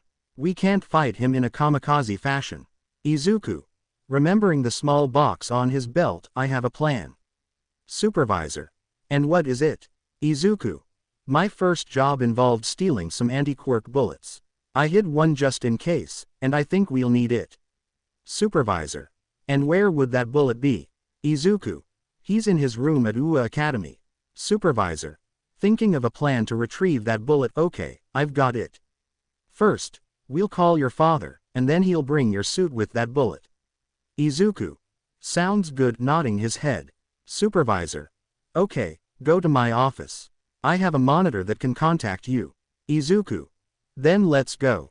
So they left the place and crossed the area where both classes A and B were still affected by what had happened. Momo. Izuku, what happened? What were you talking about? Izuku. Not now, Momo, serious. I have to do something about him, pointing at him. Momo. Okay, so they went into his office, turned on the computer, went straight to his contacts, and just waited for it to load. Supervisor. And tell me, why are you doing this? Izuku. I already told you I'm going to. Supervisor. I'm not referring to that, but rather why were you acting like a security guard when you didn't have a contract? Izuku. Well, ever since I was a kid, I always wanted to be a hero, but when I was diagnosed with a quirk, not only was my dream of being a hero shattered, but my heart was broken too, because afterwards my mother started hitting me for being useless. He paused for a moment, remembering those horrible moments with Inko when he was just a kid, until he calmed down and continued. Then I ran away from home and met my dad in Deadshot. He told me that I couldn't be a hero, but better than that. Supervisor. A mercenary, listening to every word that came out of his mouth. Izuku. Then I'll train with you to become what I am, Killshot. However, they did not realize that they were being spied on. Uraraka. Now it makes sense, recalling the talk to the workshop director. Zero. What are you talking about? Covering his mouth. Uraraka. When I told him about my reason for being a hero, he said it's like any other job, that I shouldn't feel ashamed of being a hero for money. Todoroki. I already knew that everyone paid attention. I did my research. It wasn't strange that right after Killshot disappeared, just a few weeks later Loden appeared, wearing a suit similar to his. Juro. Wait, be quiet, they're still going on. With the boys. Izuku. After a job, some thugs gave me some very serious injuries. While I was healing on a terrace, I heard a scream. It was Momo's. Supervisor. Are you waiting for the same one that's here? Curiously. Izuku. Indeed, well, she was in danger, but my duty was my duty, my body acted on its own. In the end, I saved her and told her what I truly am. I thought she was going to look at me badly, but you know what she said. Supervisor. What, Izuku? You are my hero. Those simple words were the trigger for new emotions to explode, like an old dream could become reality for at least a few minutes. Upon hearing those words, all her classmates fell silent, especially the dark-haired girl who was blushing furiously, but she spoke again. Izuku. But there was another time I felt like this, when I saved Uraraka from Kingpin. Just saving her and seeing her smile made me forget about the reward, and I felt incredibly happy. After that, I realized that it wasn't money that made me happy, but seeing people safe and smiling. That's why I became a vigilante, to protect, to save people, and to kill anyone who tries to harm them. Supervisor. I understand. Looking at him differently. Hey, after this I'll understand if you don't want to be a mercenary, and I think your father will understand. Izuku. Thank you very much. It would be interrupted as the monitor loaded and 4 faces could be seen, some unknown and others known. Supervisor. Gentlemen. Outside the room. Momo. Who are you talking to? Juro. I don't know, let me listen. Inside the room. The 3 mercenaries. Why did you call us, Supervisor? Supervisor. First, we need your help, right Izuku? Appearing on screen. Floyd. What's wrong? Why didn't you call me from my cell phone? Izuku. Dad, this is very serious and I need your help. Floyd. What happened? Izuku. Explained everything that happened. Floyd. And you want us to help you find that boy and exterminate AFO. Supervisor. Yes, Floyd. Count on me, I'll always help you with whatever you need, son. Deadshot comes out of retirement. Beetle. I'll help too, I owe you one for saving me last time. Izuku. Thank you very much, Happy. Supervisor. And what do you say, Slade? Slade. And why should I help my rival's son? How does all this benefit me? Supervisor. Oh, come on, I trained your kids, you owe me one. In an angry and serious tone. Slade. TCH, fine, but I don't owe you anything. Izuku. Thank you, Slade. Yeah, whatever, but where is the meeting point? Supervisor. At my camp, and Deadshot, Izuku's suit is at UA Academy, could you bring it? Floyd. Sure, no problem, I'll see you in 30 minutes. Both of us. Us too. So they started turning off the screens until they were completely black. Supervisor. Okay, we need to get ready, nervous kid. Izuku. A little, but it won't stop me from continuing. Supervisor. That's the spirit. You can leave my office now, I need to change for the occasion. Izuku. Okay, signed the doorknob, but when he opened it all his classmates and teacher Aizawa were there. Hello, did you hear everything? Embarrassed. Everyone. Yes, Izuku. Sighing. Okay, if you guys. But he would be interrupted by a brunette's hug. Uraraka. If we hear everything. Zero. That your mother didn't appreciate you. Iida. How did you meet your father? Kaminari. That you killed for money. Kirishima. Of all the manly things you did in your jobs, and then you protected people. Momo. But especially that you did it so that everyone would be safe and have a smile on their face. Izuku. So you guys aren't mad at you. Kirishima. How can we be angry with you, if you didn't do anything wrong and it was a secret? Juro. You're right, ever since you've been here you've always helped others without complaining. Uraraka. It's true, since you arrived I stopped feeling ashamed to say why I wanted to be a hero. Izuku. With tears welling in his eyes, you guys are the best. Hugging all his classmates, until. Supervisor. Ahem, excuse me for such a touching moment, but how do I look? Everyone. You look very good, sir. Supervisor. Thank you very much, since you heard everything. Becoming serious, you already know what we're going to do, right? Kirishima. That's right, Loden, give them a beating for me. Izuku. I'll do it. Zero. Good luck, friend. Izuku. Thank you, Momo. Kissing him on the mouth, leaving a chestnut burning. That's good luck. Whispering to him I could also take the opportunity to meet my father-in-law. Izuku. Wait, one step at a time. Blushing and nervous. Supervisor. Izuku, they should be here soon. Everyone to the courtyard. You'll see the best mercenaries in the world. Everyone rushed out to the training yard only to hear a sound like a rocket. Izuku. One of them is here. Everyone. Who? Izuku.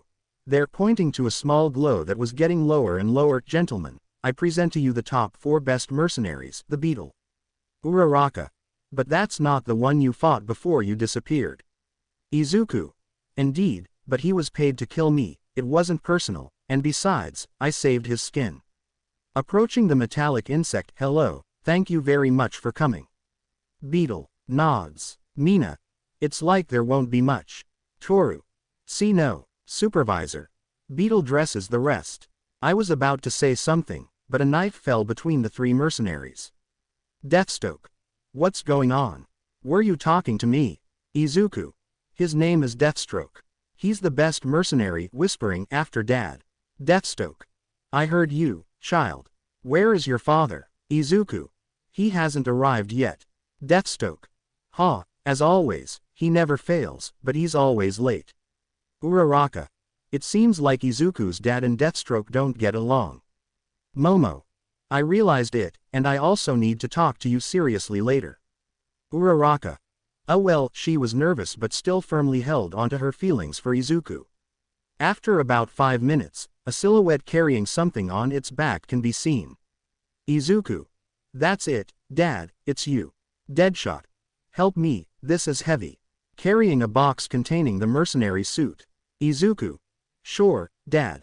helping him lift the box to where the others were. Well, let me introduce you. Deadshot. I'll do it, you get dressed, okay. Izuku. Okay, Dad. Taking the box to a private place. Deadshot. Okay, as you know, I'm Izuku's dad.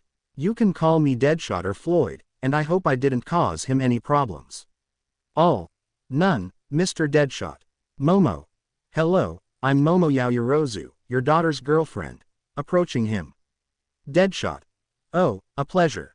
Wait, what? Of all the times I've spoken to you on the phone, I never spoke over the phone. Momo. He never mentioned me. Angry. Deadshot. After this I'll kill him. Momo. Me too, clenching her knuckles. Deadshot. Hee hee, I like you now. Killshot. Ready, Dad, ready for action. Beetle. Gentlemen. The four. What's up? Beetle. Look, putting up a hologram showing the live news. News report. Here we see how the symbol of peace is being defeated by a group of villains called the League of Villains. They've defeated several top heroes, leaving only All Might. Let's pray he doesn't die. End of transmission. Killshot. We need to hurry. Supervisor. Yes, but we're in the middle of nowhere and All Might is in the city center. Beetle. I have an idea. Deathstroke. Speaks Beetle. Beetle. I added several upgrades, like putting a turbo on my jet and now I can carry half a ton. Killshot. You're thinking what I'm thinking. Beetle. Nods. Killshot. Okay, everyone use your grappling hooks to hold on. Lot 3. Okay. Saying that, the Beetle kicked into high gear, carrying the mercenaries hanging on like human testicles. In the center. AFO. This is your end, All Might. Finally, the legacy of One for All will be the end of hero society, and chaos will reign. But you know what? It would be better to expose what you are. Giving Tamura a pistol with 5 anti-quirk bullets, would you do me the honors? Tamura. With pleasure, Master. After saying that, he fired the first bullet, but its trajectory changed due to another bullet. Tamura. It went astray, he fired again, but this time a man dressed in orange and black cut with great precision. Ah, I'll kill you. The last 2 bullets were stopped by the supervisor's shield. Supervisor. All Might, you get up. Then those who were missing appeared. Now they were all face to face. The mercenaries of money versus the League. Who will win? We'll see now. AFO. Wow, if it isn't Killshot, it's good to see you. And how much do they pay you to protect All Might? Killshot. Why do you think I do it for money? AFO. Because it's true. Killshot. No more. Today I will fight and kill for the justice of this city.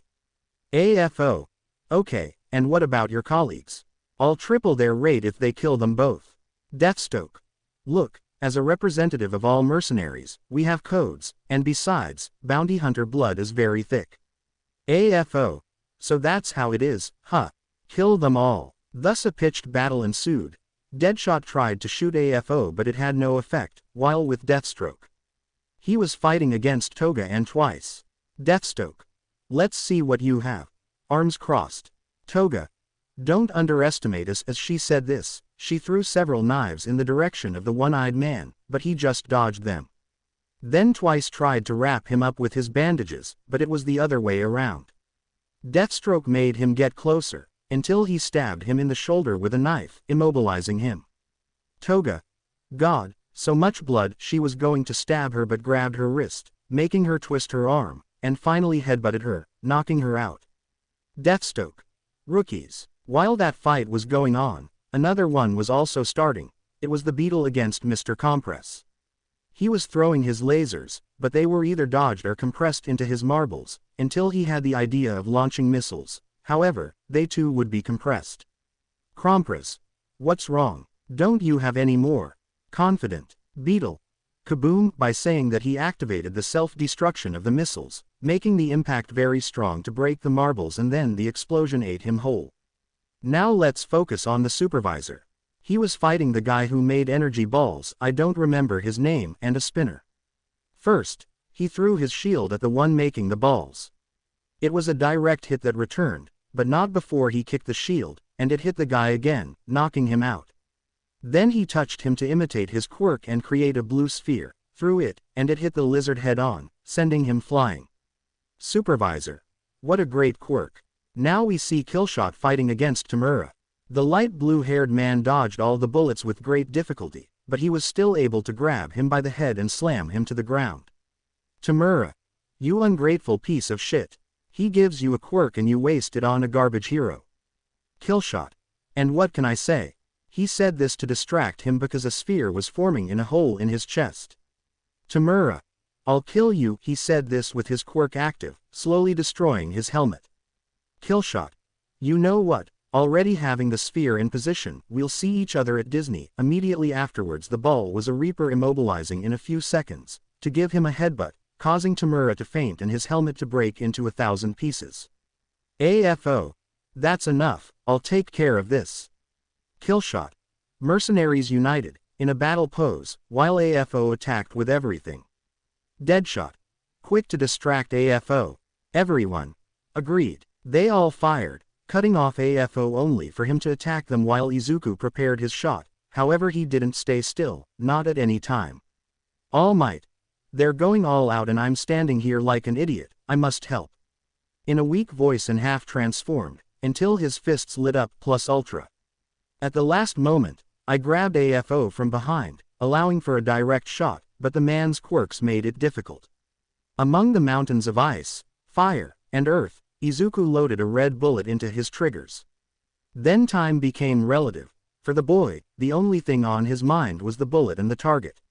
He didn't care about the surroundings or his companions, all that mattered was the bullet's trajectory. Killshot.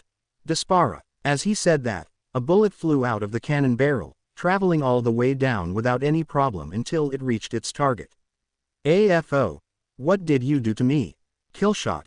Easy. When I stole the anti-quirk bullets I only stole one, for these kinds of situations. AFO. But what will you do, kill me?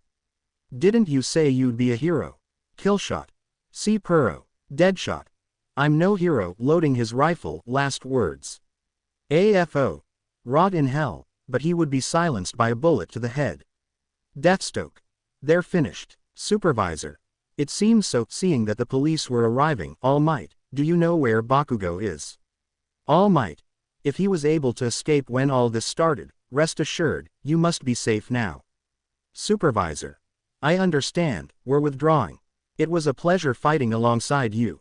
Deathstroke. Yeah, whatever you say, although I did enjoy kicking all these asses. Beetle. I have to go now. Taking flight. Goodbye everyone. Everyone. Goodbye. As he flew away. Killshot. Father, we have to go. He uses his grappling hooks to climb a building. Deadshot. You're right, so they both went to an even more secluded place. Deadshot. Okay, since we're both here, we could go home and nobody would see. Killshot. Dad, I just want to tell you one thing. Deadshot. You had a girlfriend all this time. Killshot. No, it's not that. Thinking about it very carefully, but he couldn't say anything and barely stuttered. I want to be a hero. Deadshot. Are you sure? Killshot. Yes, since I was a child I've wanted to be one. Please, I beg you. Since I started being a vigilante I've felt happier than being a mercenary. Deadshot. Sighing. Fine, if that makes you happy, it makes me happy, but come visit me in Eri. Killshot. Yes, Dad, don't worry. 2 months later, after the attack, there was a debate about whether to let Killshot study at UA or send him to prison. The reason was that reporters had filmed everything, including his face. However, after much discussion and an agreement, Killshot was allowed to re-enroll at the academy. Thanks to this, and the resulting equipment, he received a rather peculiar agreement. Upon becoming a pro hero, he would be permitted to kill any villain, transforming into the first legal anti-hero, due to the elimination of one of the country's greatest threats. Okay, that's all for now, my love. Wait, just a little, there's more to come. Post-credit scene. COS as the boy now known as Killshot was walking the streets of Japan in the hero costume he used in his first training, but this time it was different. He headed to a specific place because someone called him. Killshot.